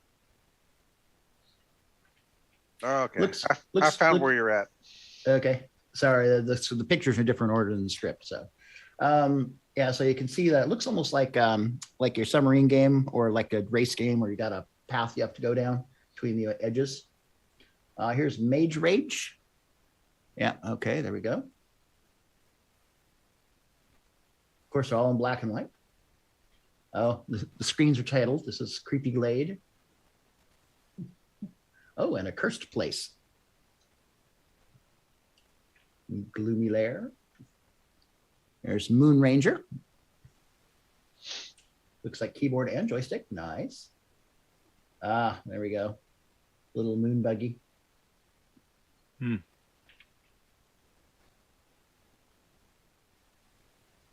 guess I should mention the AGD games are converted from, is it the Spectrum? These are converted from? So they're basically writing a local interpreter to handle the whatever proto language they use. Rat-a-tat. So something about this one uses a smaller sprite on this particular version of the ADG engine, or AGG. Ooh. Let's look at that. Oh yeah, look at that. So this one apparently supports an 8x8 sprite, which gives you more but smaller sprites on the screen at once. A little bit better granularity. Mm-hmm. This almost looks like Mario with different things and the floating stuff.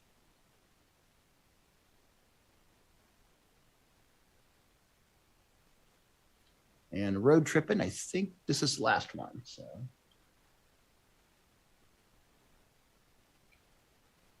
Oh, it's like a race game.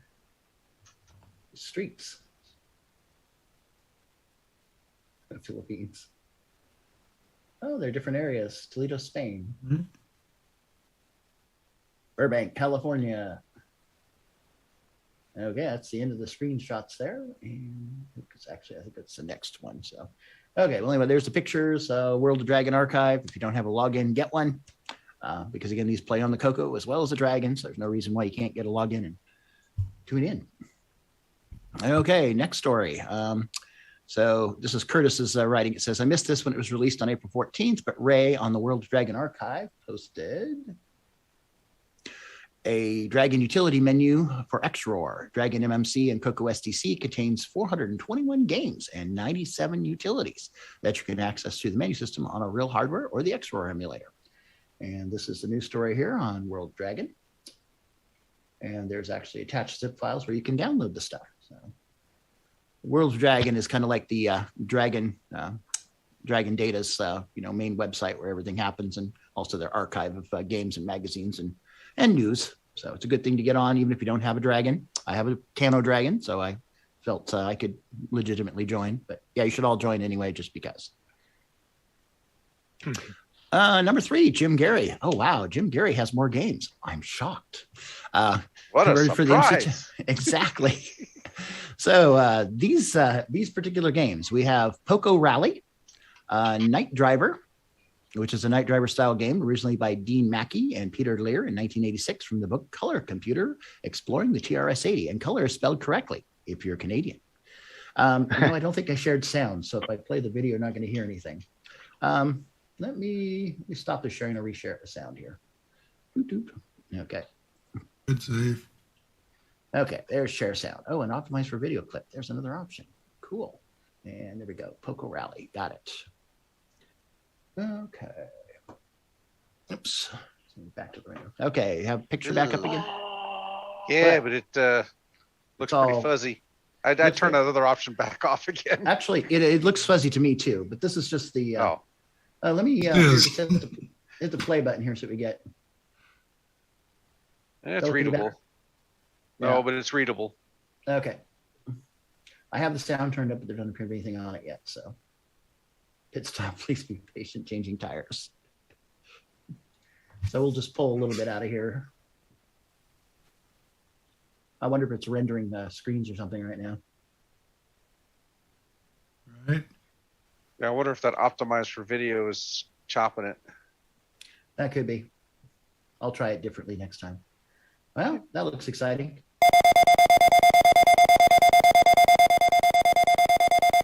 Guess you ran off the road. Yeah, it looks like it. So loud enough? Oh, yeah. All right. Do we want to watch any more or go on to the next one? Next. Next. I have a vote for next. Excellent. Wernie from Rainbow Magazine 1990, which is a text-based snake-style game. And here's the video right there. And it does look a little fuzzy in the preview there, but that's looking a little bit better there. So.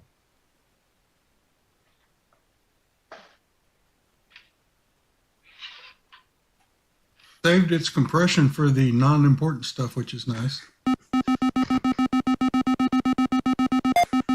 Yeah, typical snake game. Hit the dots, get longer.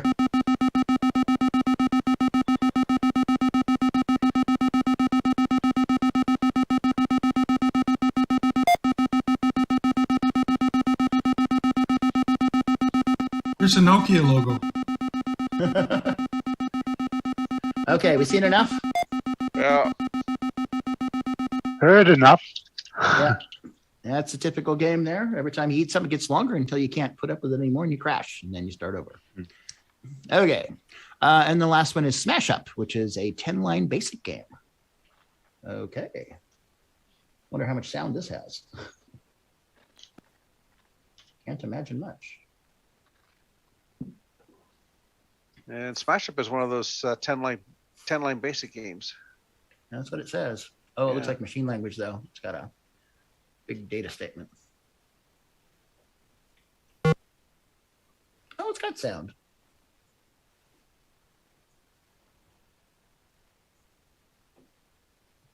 Sound. 4, 3. Looks like more the same. So do you try to smash them, get rid of them? Your objective is to get rid of all of them?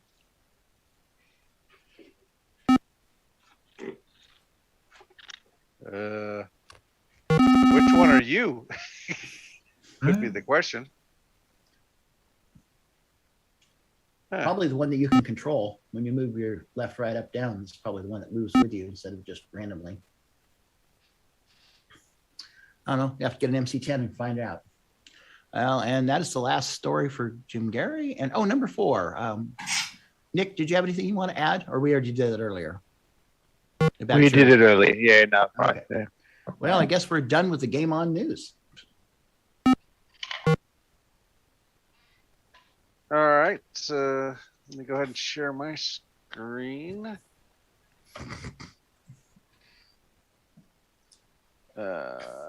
Tab with sound. Okay, looks like first up. Yep, looks like the first thing is an update in CMOC from Pierre Serzin. Anyway, it looks like they've added some floating point. They've added some floating point math, it sounds like. Let's see, if a floating point value cannot be represented on the target platform, it will now show an error instead of crashing. Math functions sinf, cosine f, tan f, and arctan f, log f. These, I guess, are all floating point. Exponential f, square root f, fabs f, floor f, trunk, round f have been added. These all call ROM routines in extended basic. So extended basic is required to use these functions. Okay, local static variables are now supported. KNRC functions definitions now are accepted, although they should be considered experimental at this time. And there is a link in the news articles to his website, in case you don't know where it is. Okay. Do recall, or keep in mind that this is basically just a front-end interpreter, or it basically parses the C-like code and turns it into assembler. It uses LWASM for the backend. So you'll need both installed in order to actually get working executables. And there's the installers there. Yep. I like they're grabbing chunks of the basic ROM too to do math for them. That's cool. Might as well. They've already been tried out. So. Right. We have them. Yep. And everybody gets them if they have extended basic. So. Although we could probably talk with James Diffendaffer and maybe get some enhanced versions that can then pack into their own library. Then you wouldn't need it. But anyway. Okay. Anything else? Move on to the next story.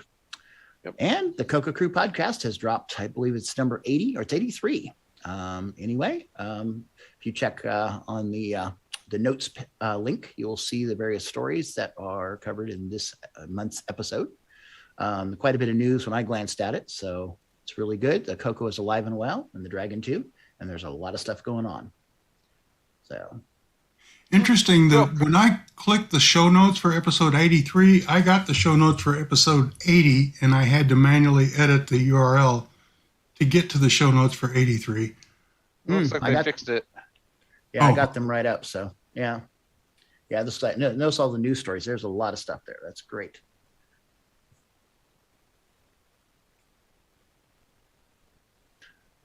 Anyway, is there anything notable in there that we should mention? I think there was. I don't know. I don't think so. It's stuff on Facebook and other. Well, good job. It's always good to have more CoCo content. Moving along, story number 3 here. Daniel Campos posted pictures of the Club Color Rio, a CoCo gathering in Rio de Janeiro over last weekend that were taken by Luciana Sharp. And there is a Facebook link in our notes. Anyway, that looks great. Oh, look at all those people meeting in real life. Wow. You have to remember that the Brazilian market, they were very, Brazil was very internal. There was a huge tariff on bringing technology in. And so pretty much every major computer system back in the day got cloned. There's Apple II clones, there were Macintosh clones, and clones of everything, including the color computer. So, there's even a color computer right there. Also real color computers, yeah. Yeah, yep. Yeah. Yeah, that one in the middle there is like a A400 or something like that. That thing, yeah. Great one. Yeah. So it does have a nice look. Looks close to a CoCo. Yeah, it's got the same type of keyboard, so it's enough to kind of at a glance know what it is. Cool. Alrighty. Okay, moving along. Number 4, Sheldon McDonald. I love Sheldon. He is always doing something new. So anyway, it says updated video running CoCoCAD with a Sega mouse on ZipDrazone's PSG card with his own driver. He also goes through the driver code in the video. There's a YouTube link, and there's also a disk image, which you can find on Facebook in the Color Computer group. So it's some in the last 10 posts. He's got 3 different discs there. So yeah, basically the Sega is more like a traditional, like a IBM type mouse where it generates movement messages. So I just shoved it. Stop. So basically, when you move it, it generates like a movement location. So luckily, it hooks up to the port on the Zipster's PSG, which has uses the I/O feature. There's an 8-bit port on each of the Yamaha chips that can read or write stuff. And so basically, you can write software to communicate with whatever the device is, besides read simple things like a Atari-style joystick. So anyway, it looks like he's got it initializing and pulling stuff up and mimicking a mouse, which is really cool. Now, it should be possible to adapt that and write software so that you could plug one of those Sega mice or even possibly a Commodore Amiga or an Atari ST mouse into the CoCo and just read it via the joystick ports, but not as analog, but read it like as if they're all digital ports, digital signals rather. Yeah, I don't recall on the Commodore mice whether they're digital or analog. I know that the Commodore 64, the SID has an analog, digital or analog to digital converter, and that's what the paddles use. But I don't know if their joysticks use them. Well, not the digital joysticks, but the mice. Yeah, so because the fact it's plugging, it's Sheldon's got it working off the PSG. Off PSG, that's only supports switch mode joysticks. It's a digital input, so makes me wonder if it can be adapted to work with, directly into the CoCo if you read the signals. Well, from what when I looked at it briefly, I got a PSG a couple of years ago, and so did David Ladd. When we're looking into it, it is digital, and the simple like this Sega pads just use direct discrete inputs like the left, right, up, down. But the 6-button mode is that there's actually a communication protocol. You actually pulse some lines, and then you actually read certain lines, and you can read stuff back. So there's actually like I don't know if it's a microcontroller, but it's definitely got some logic on it. So I'm sure the mouse is more like that too. It's got a bunch of information that's exchanged. So yeah, it's actually pretty complicated. I haven't found anything on the Sega mouse, but I have found stuff on the Sega 6 pad. It's like, whoa, you got like so many milliseconds to do this, and you got to do this, and you flip that and read that. And it's like, whoa. Oh, okay. Yeah, it's not trivial, but it can be done. So.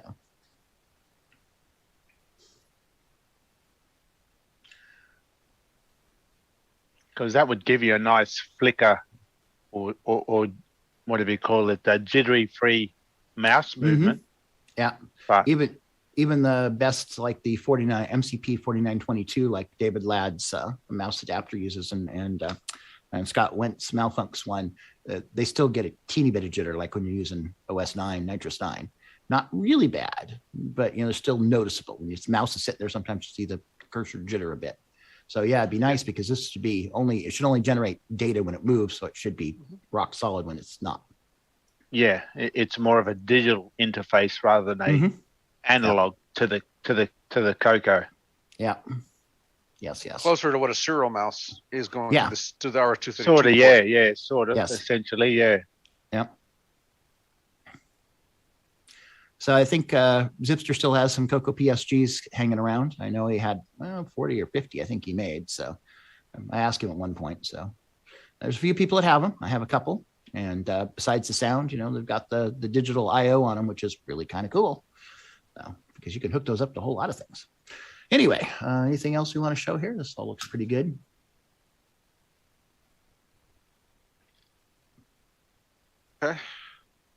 Okay, moving along to the next story. Ron Klein announced an update to CoCoPi that includes MAME 0.243, which I believe is the latest build. It includes some CoCo support, including formatting CoCo disks, both DEC B and OS 9, and increased range on emulation, Tandy high-res joystick XY coordinates. Thank you, Tim Lindner, for all of that. He's our guy in our corner for that. And there is a link in our news to this website here, the CoCoPi project. and go ahead and download your stuff. As I recall, it's a complete image. It has everything, including the base OS. So you just have to pull that image down and use something like a Belina Etcher or something to write it to your SD card.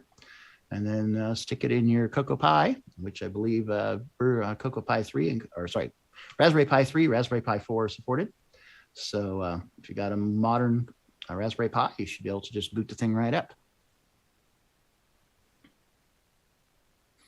Okay, ready for the next one? Yep, and let's go to the next one. Oh, yeah, the next one was me. So we can kind of just blow through this. Looks like there'll be some, I'll have some Boomerang boards and DAT boards, 2 meg Boomerang boards and DAT boards at CoCoFest. Plus I have a handful of other stuff that I've had previously, like proto boards and David Ladd's mouse adapter, and actually some of Scott Went's USB to CoCo joystick boards. The Scott's boards malfunctioned. Is only he only has software for the Xbox 360 wired and wireless controllers, but theoretically Mark B here has some software to read, I believe it's USB mouse, is it? So that could be added to the front end, hook it to the back end, and pretty quickly something could be doing USB mice. Also be nice, like I have a Sidewinder, Microsoft Sidewinder joystick. That'd be one of my first targets, or USB mouse, since I have both of those. Don't have any 360 joysticks, so. But anyway, that's already been done. Anyway, and again, you can't hook a printer into it. It's not going to work. But any sort of like device that could be hooked up to your joystick, this would be a possible. Anyway, moving on. Our very own Ken, Canadian Retro Things, has a video showing his upgrade to his CoCo 3 to a 6309. And is he going to singe his hair? You'll have to watch. Thank you, Curtis, for blazing the way. Blazing the way, huh? You may notice my hair looks much the same in the video as it does now, so that gives you a hint on whether I singed it or not. And this is a 6309 that I bought from Retro Rewind, so which he has in stock if you're looking for one for your color computer. Excellent. So it's got a socket and a chip. Yep. Yep. Look at that. Machine pin looks like. Machine pin sockets give a nice, good, tight connection. Harder to get the chips in and out, so not recommended if you want to take them in and put them out a lot of times, but better in the long term. Yeah, once you have a 6309 in your CoCo 3, what do you need to take it out for? If you want to test 6809 compatibility. Nah. Oh, nice. Nice fade there.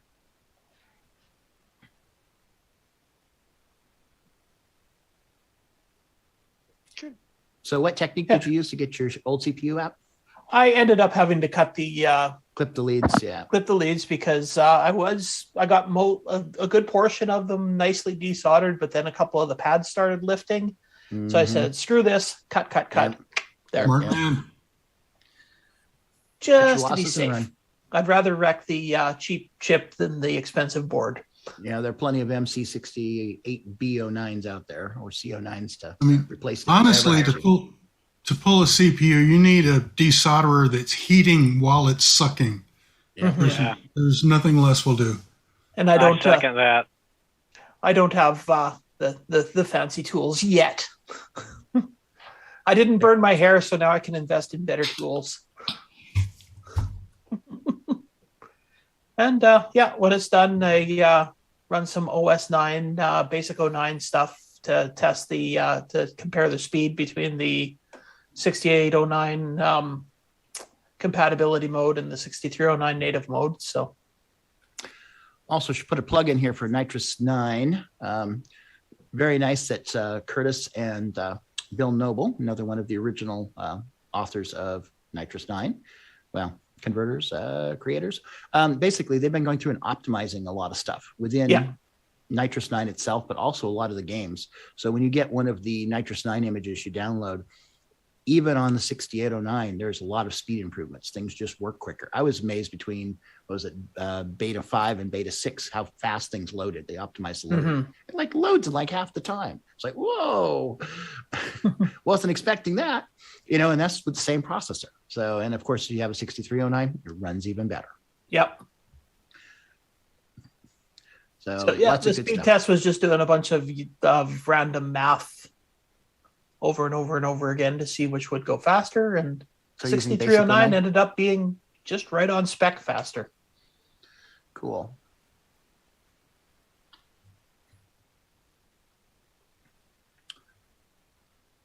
And then I played Gunstar at the end too. Because you could. Exactly. Yep, you can find the betas of Nitrous 9 at Curtis Boyle's gaming site. Just look for the links to Nitrous 9 beta. Yep. Okay, and it looks like we have anything else here to add, Ken? Go watch the video. Okay. Link is in the news. There we go. Oh yeah, don't forget to like and subscribe. Oh yes, that too. Like, subscribe, and comment. There we go. Oh, you don't want to hear my yeah, okay. Okay, next news story, if we're ready to move on. Oh wait, what did you get? About double? Or no, you probably got like 20% speed up? 30%.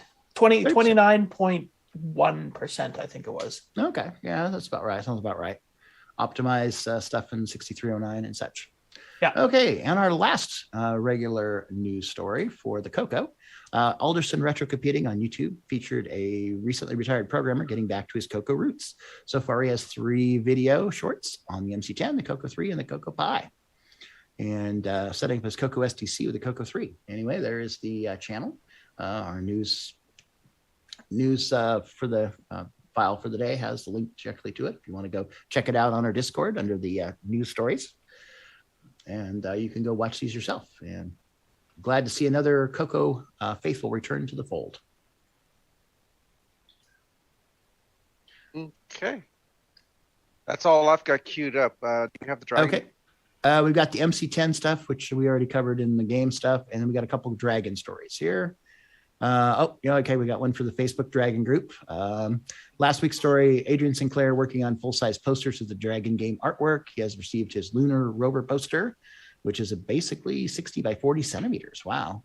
And I do have the Facebook group here, and I am a member. So let me just post that in my... And then we have one other. It's another YouTube one with Tony Jewell. 60 by 40 centimeters is 23 by 16. Yep. That's what it says. Okay, let me share my screen again. I'm still new at this, so don't yell at me too much. Okay. Dragon Owners Group. I think it's that one. Yeah, probably so. Okay, so here's that. Oh, remember the check boxes for sharing. Okay, you see Facebook group for the Dragon 3264 owners? Yep. Mm-hmm. Okay. Oh, look at that. Wow. Let me click on that and make it big. Maybe. Oh, there we go. Oh, we got a plus sign. Same size with more filling. That is nice looking, though. It's got kind of a semi-gloss look to it, too. So, yeah, that would look nice to put those in a frame on the wall, especially if it's your favorite game. Yeah. Anyway, the thing about classic computers and even including the CoCo and the Dragon is that all of the stuff that went with it and all these games and the artwork and all that stuff, and they were art in themselves, literally. Not just because they're a video game, but all the effort and time that went into them. That's beautiful. I'd like that on my wall. Sold a lot of games at Radio Shack, right? I don't know if this one was sold in the U.S. It might have been. No, I mean the artwork. Oh, the artwork. Oh, yeah, definitely. It may have looked a little bit better than the actual game, and it lured people into making the purchase. Yeah, but it's that extra little bit that sold it. Anyway, I don't know if he's was going to sell these or if he was going to give people how to go about doing it or not. So, cool. Anyway, I guess you can always contact them, Adrian Sinclair. You'll have to join the Dragon group, but they're really friendly folks. Just tell them when you ask the questions, it's like that you have into the Tandy CoCo, and it's like the Dragon, so you thought there'd be something interesting here. Okay, and one other story here for the Dragon is Retro Tech Archive on YouTube posted a video of a run Just tell them that the Dragon CoCo pretends to be a dragon. It's kind of like a dragon.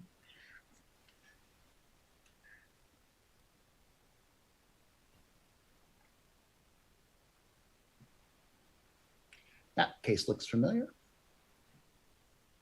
So this is Tony Jewell and Dragon 32. So I don't know what the video is about, but I guess we can play a fraction of it here once it loads up. What's that behind him? Cool wall. Looks like he's at Cambridge, where they have some sort of museum thing. It almost looks like a discrete component computer. Right, this is a Dragon 32. It's the computer I got for Christmas 1982. I'd had a friend ZX81 for a little while before that, and that's kind of what hooked me on programming. But I wanted a real computer, so I wanted to improve on the ZX81. I wanted a computer with a real keyboard. I wanted a computer with sound. I wanted a computer with color. And I wanted a computer with high-res graphics. I also wanted a computer that wouldn't terrify my father when I told him how much it cost. And that's why I ended up with a Dragon 32. At the time, the Dragon 32 was £199. A BBC Model B was £399. A Commodore 64 was £329. So this was an obvious bargain computer that met all my requirements. ZX81 would be about extremely £50. happy to open this on that Christmas morning. So, what is a Dragon 32? It's a 32K computer. It's got a 6809 processor, which made it relatively unique at the time. Most other computers had Z80s or 6502s. Yep. It's reasonably fast, reasonably powerful. It doesn't have the best graphics or the best sound of computers at the time, but it was, at least initially, one of the cheapest on the market that had a real keyboard and kind of had pretensions of being a professional computer. Wanted to do any more, or we got a general idea? Yeah, we'll just have to go see it. Exactly. Links are on our news section on CoCo Discord. And that is the last of the other news, so we should be good. Only $239.99 Canadian. Now, the Dragon and the CoCo really were a great computer for the price. Especially the processor is way ahead of any of the 6502s. Sadly, they didn't really add anything to it. The processor had to do it. Which I appreciate Marco, taking the news away. I think Curtis is going to have to watch out for his job next week. Very good job. Nah, not that great. I'll let him have it, but I'm glad to know I can be the backup now. Nicely done. I only got this job because I had like logins to all the things like the Dragon Facebook group and the World of Dragon and stuff, because not everybody did. So I have a Tano Dragon, so I have an interest. Okay, well, that was everything I had on the agenda for today. So we're 2.5 hours in. We're going to call this a wrap. Unless anybody has anything else they want to go over. I just had a question for Nick Marentes. Has he bought that new Tesla yet? Matchbox don't make Tesla cars yet. Not yet. Okay. All right. Well, I was late for the Game On Challenge for the week, but I did send you the money last evening. So I'm looking forward to 0 Hour this coming week sometime. All right. Did I send you the files already? I have to check. It would come in through my wife's PayPal, so it could have gone to her email. I'll go check. Yeah. Because it's probably a name you didn't recognize. No, I didn't. That's why I asked, because I don't recall your name. But I did send everyone copies of it based on that PayPal email address, though. So. Right. Yeah. The last name would have matched, but you probably would have no idea who that was coming from. No. If you just send me an email and say, "Oh, look, can you resend it to this address?" I'll send it again if you want. That'd be good. I'll send you my email address. Yeah. Did you order the digital download? Yeah. The digital. Yeah. So it was sent to whatever email the PayPal was. But yeah, if you want me to resend it to you directly. Yeah, just email me and give me the address, and I'll send it direct to that. Sure, thanks. Hey, AC, what's covered up back there? Let's see what is back. Oh, that's the monitor and a CoCo 2. That's the monitor you can see right there. That's the Magnavox. What is it? 8CM 515. Mm-hmm. And my CoCo 3 that's my CoCo 3 and the CoCo 2 right beside it. So you usually cover your stuff when you're not using it? I've started doing a little bit more of that. I've started actually trying to take care of things. I'm starting to put cooling fans on my CoCos inside the cases. I want to get some real drop cloths for things. There you go. I have one of those. They get crinkly over time, don't they? Yeah, it's they sort of do. like a piece of pasta What after you do? a few years. What you do is you put it on your CoCo and leave it on for a little bit. Cook it. You cook it. Just a little bit, and it conforms. And it conforms. Yep. Yeah. Or leave it out in the sun. That's the trick. So I remember Curtis reporting on someone saying something about the oven on low heat, and he was curious if it would bring one back to life. Has anyone actually tried that? I think it was with the dust covers and with the cords that had hardened and different things like that, different plastics. It just makes it so that you have to find out how to scrape the plastic off your rails inside your oven. Right. You're better off These leaving it out in vinyl the stuff, sun. I wonder if some kind of vinyl restorer spray would sort of replay it. Maybe Like something vinyl. like the stuff that you spray on your dashboard. Right, because it's kind of PVC again, so why not? Yeah, the other thing I'm going to do is I have this bookshelf right here, and I have my rainbows on the bottom 3 shelves, and they're just stacked there, and they're taking UV, and I think I'm going to put I'm going to hinge a door over the bookcase, so I can just close the door, and that way if there's if a pipe breaks or something in the ceiling, or and from UV protection and all that, it should keep things nicer for longer. Right. But yeah. I just noticed a new meme, or an old meme, or a new meme. With the CM8 monitor door missing, there's the broken off piece of the Tandy disk floppy drive case that's supposed to go under the lock button. Way up on the top there. Oh, yeah. There's a little piece of plastic missing under the lock button. That's just like the missing door on a CM8. Everyone you see has that missing. I thought I had a one-off. Darn, okay. Actually, I hadn't even noticed that. So that's actually broken off? Oh, yeah, the front door of my website. On my website, I've got the same disc case, same door broken off. Oh, that's hilarious. So Never seen your it. dust cover will harden, your floppy will break. Will break. And Your CM8 door will get lost. CM8 door, and you'll lose all the screws out of the case of your CoCo, but life will go on. Ace Hardware has replacements. They just What don't was that, know Ron? Ace Hardware has replacements if you lose your keys to your case, or the screws to your case. Yeah. And they're gold, which looks They real have the nice. right pitch and everything? Yeah. Oh, They just good. don't know it. I'm going to go in there and take a handful with me and match Yeah, them up.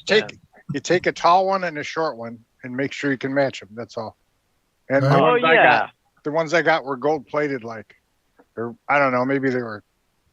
You know, were they gold sort of have pressed. that. They have that loose spiral, and I thought maybe that was Tandy custom or some strange pitch or something. No. That's for plastic. Nope.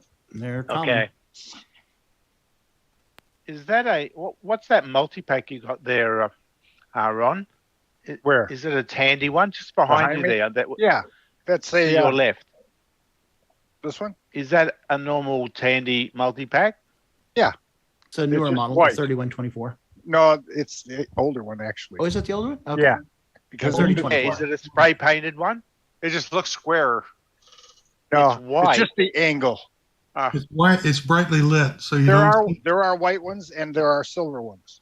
Look at the there are white ones. CoCo. You don't Okay. see the kick in its case either. It's just blown out. Yeah, that's what's throwing me. I thought you had a specific TDP one there. No, I wish I did. I don't even know if there is one. I don't think they did. No. That's why when I saw that, I thought, well, maybe they did. No. I'm wondering, has anybody, since, if you do have a multi-pack, have you ever lost a door on yours? I have never lost a door on mine. No, maybe 5 of them. Mine got crushed in my luggage 6 months ago. Ooh. So the door is still there, but I need to take it apart and re-glue it. All the pieces are there except the switch on the front got broken. Well, now you can do a repack. Yeah. You don't need the case. Yeah, but it won't fit my luggage as well. I've probably got some multi-pack pieces parts for case repair if it comes down to that. Because I think I can save everything except the switch on the front, selector switch. So I'll dig around because I've got a trillion dead CoCo parts. So okay, I'll hit you up. Besides, I think I had a question. So I don't know if anyone was noticing on Facebook that Danielle O'Connor had, who lives in Australia, had purchased a sort of a large lot off of eBay. Had a CoCo 1 and maybe a CoCo 3, and she was trying to work out shipping. So it was a U.S. seller, I think, right, and trying to work out shipping, and that the seller needed local pickup only. I was curious if anyone had worked that out and was able to help out there, or where was the seller deal at? Fell through. The seller has since gone quiet. It may be a scam. I had been looking at that same thing, and it was a little too good to be true, and I'm afraid she might have got burnt. That's too bad. I wasn't anywhere nearby, but I noticed a couple people had stepped in and said, "Hey, I can help, but just you got to email me." Right. No, she's brought it up to Facebook, or to eBay. So who knows? Okay. Hey, Patrick, do you have a reset button for Model 1 CoCo 2? No, Model 1s are so precious. None of that. It's just, the black button. Yeah, no, I've got a Model 1. It runs. I'm keeping it. It's mine. You say the reset on a CoCo 1? Yeah. Those are still obtainable today. Are they really?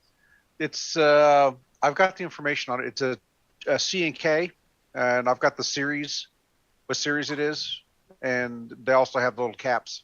Yeah, I don't know how I lost it, but the other day I'm looking at it and I'm thinking, what's missing on the back there? Hey, I know.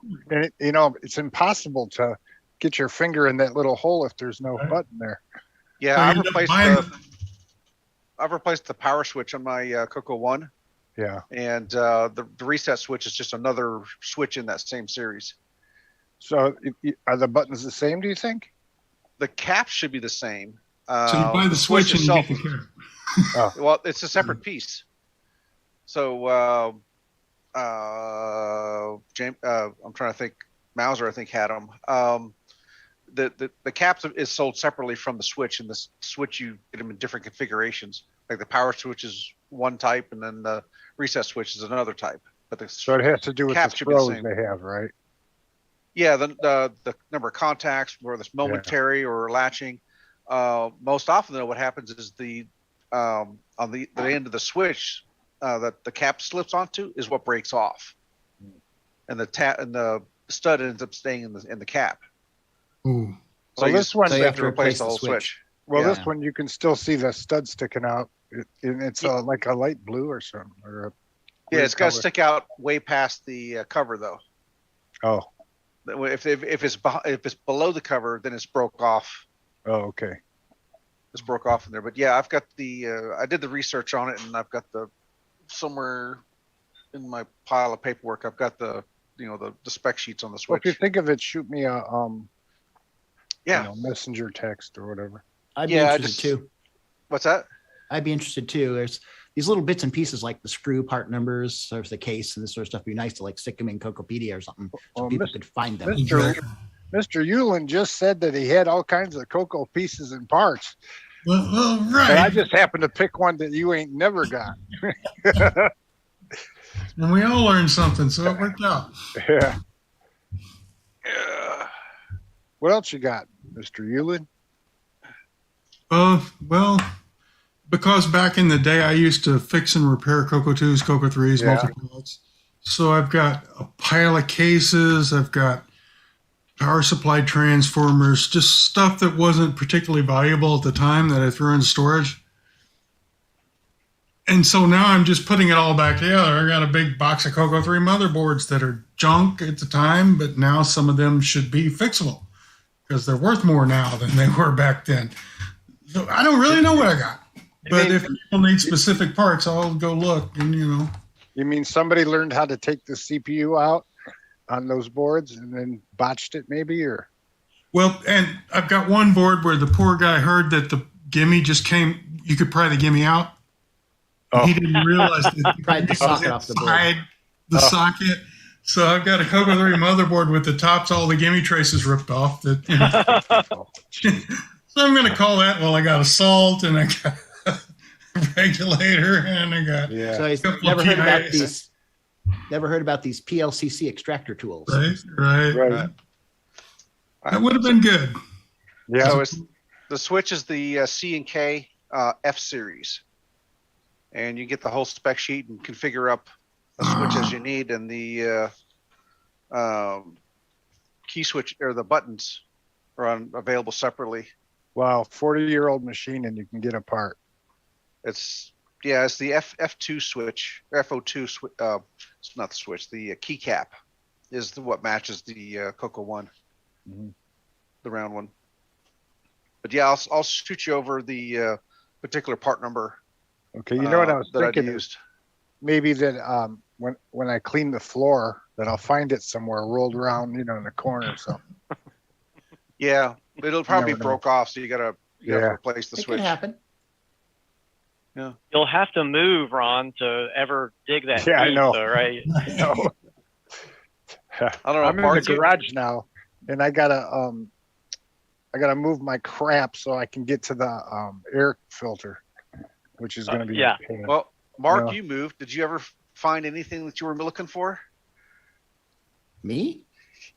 No, you moved so that any long lost things ever get found. Well, no, actually, things I knew before I moved a year and a half ago, I still don't know where are. Like one of my MPIs is missing. Yeah, so I figure. I know where both my CoCo 3s are and all my CoCo 2s and my CoCo 1s and my old Apple II, which is important. It's here's an interesting thing you should remember when you move is not to have a fellow CoCo guy help you move. Exactly. Oh, yeah. Shrinkage. Yeah. Just a tip. So inventory what goes in the car and what comes back out. It's called shrinkage, where some of the stuff gets lost along the way. Or you'll notice one of your friends already or surprisingly has a new door to his CM8.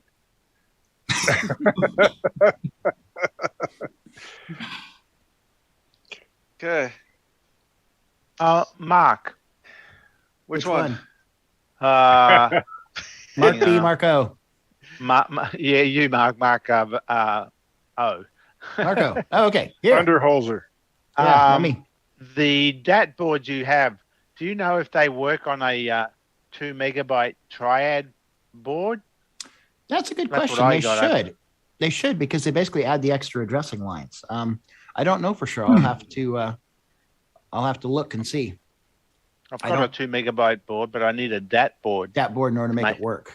Okay. So, well, if not, it'll make smoke. I do have. I actually got from Tim Linder, who got from Marty Goodman. I do have a 512 triad and the protector board, which I think has the extra lines. So I think Sloopy Malibu has it right now, but I'll check. I might have it, but I should be able to check one against the other and see if they match up. I would assume it would because you got to access the same address lines basically. So yeah, and they got to do the same purpose. So I mean, there's only so many ways you can do the memory upgrade on those machines.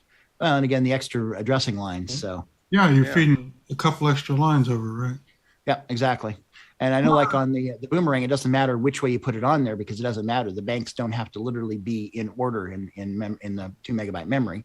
They just have to be selectable the same way from time to time while it's operation. So that's interesting. I've got a Disto 2 meg with a bad DAT board. I have to get one and try it out just for interest's sake. I'll hook you up. So Beauty. This will work. It might get a whole How much set. are the DAT boards? One moment here. I haven't run all the numbers yet. It's easy financing. Don't worry. Right. I take your first grandchildren, but only if they're productive. You know? I don't want lazy grandchildren laying around here. So if you have to ask. Yeah. Yeah, look back here. I got. Glad to see him around.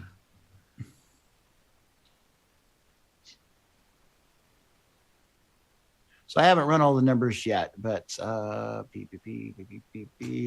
know that the 2 meg boards themselves are going to be around I think 65 or 70, I think, with the current costs of things and all the stuff. And it may include the DAT board, but I don't recall. So Right. And then the 512 that doesn't need it's going to be like around 30. Yeah, it's a lot less. Yeah. Has the increase in consumer prices made the cocoa go up even higher? Well, that's a different matter. Yeah, I don't think cocoa prices are really tied to inflation. No. Well, it was Supply availability. and demand. Yeah, supply and demand. Cost, you know, there wasn't parts. Who cared what they cost? You couldn't get them. But now they're coming back at the original prices, so maybe we'll come back to normal again. So. Okay. Shall I run the outro? Sure. I'm ready to go. Yep. All right. This concludes another episode of CoCoTALK, the world's leading live talk show featuring the Tandy Color computer, MC10, and Dragon systems.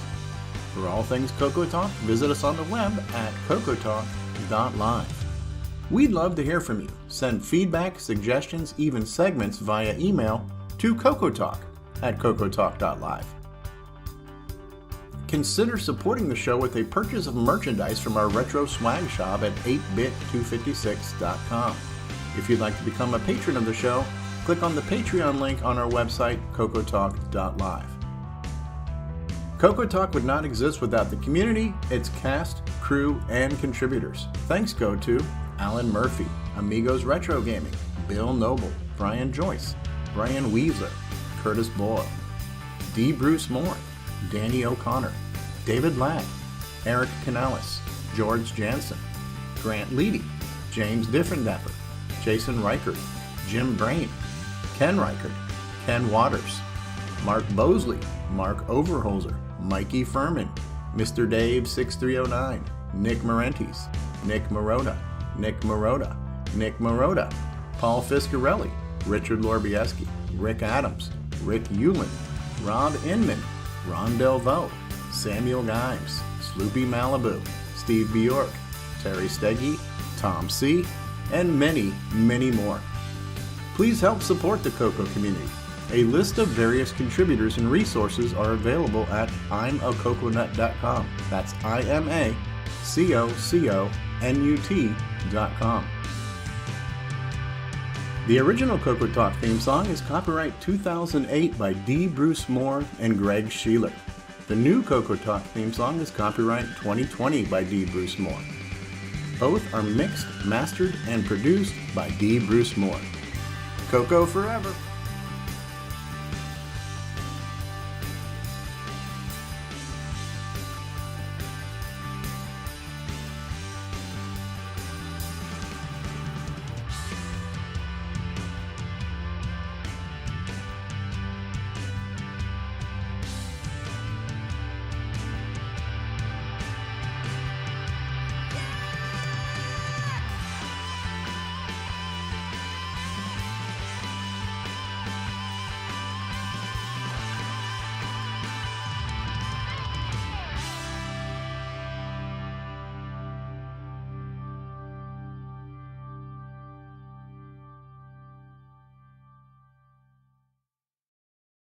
There we go. Okay. Let's see. We got anything going on in the chat that needs looking at? I see Nick Marotta was in here. Yes, I Hi, saw. I saw. Somebody wanted to know how to put your picture on. Nick Marotta. I pushed the button, but apparently it's broke. Last night, Google Drive just decided to change things, and all the links are broken. So I got to apparently there's one more I got to find. So you have to reprogram your button so you can push the button. That's right. So the right stuff happens when you push the button. But hey, at least the stuff for the show worked.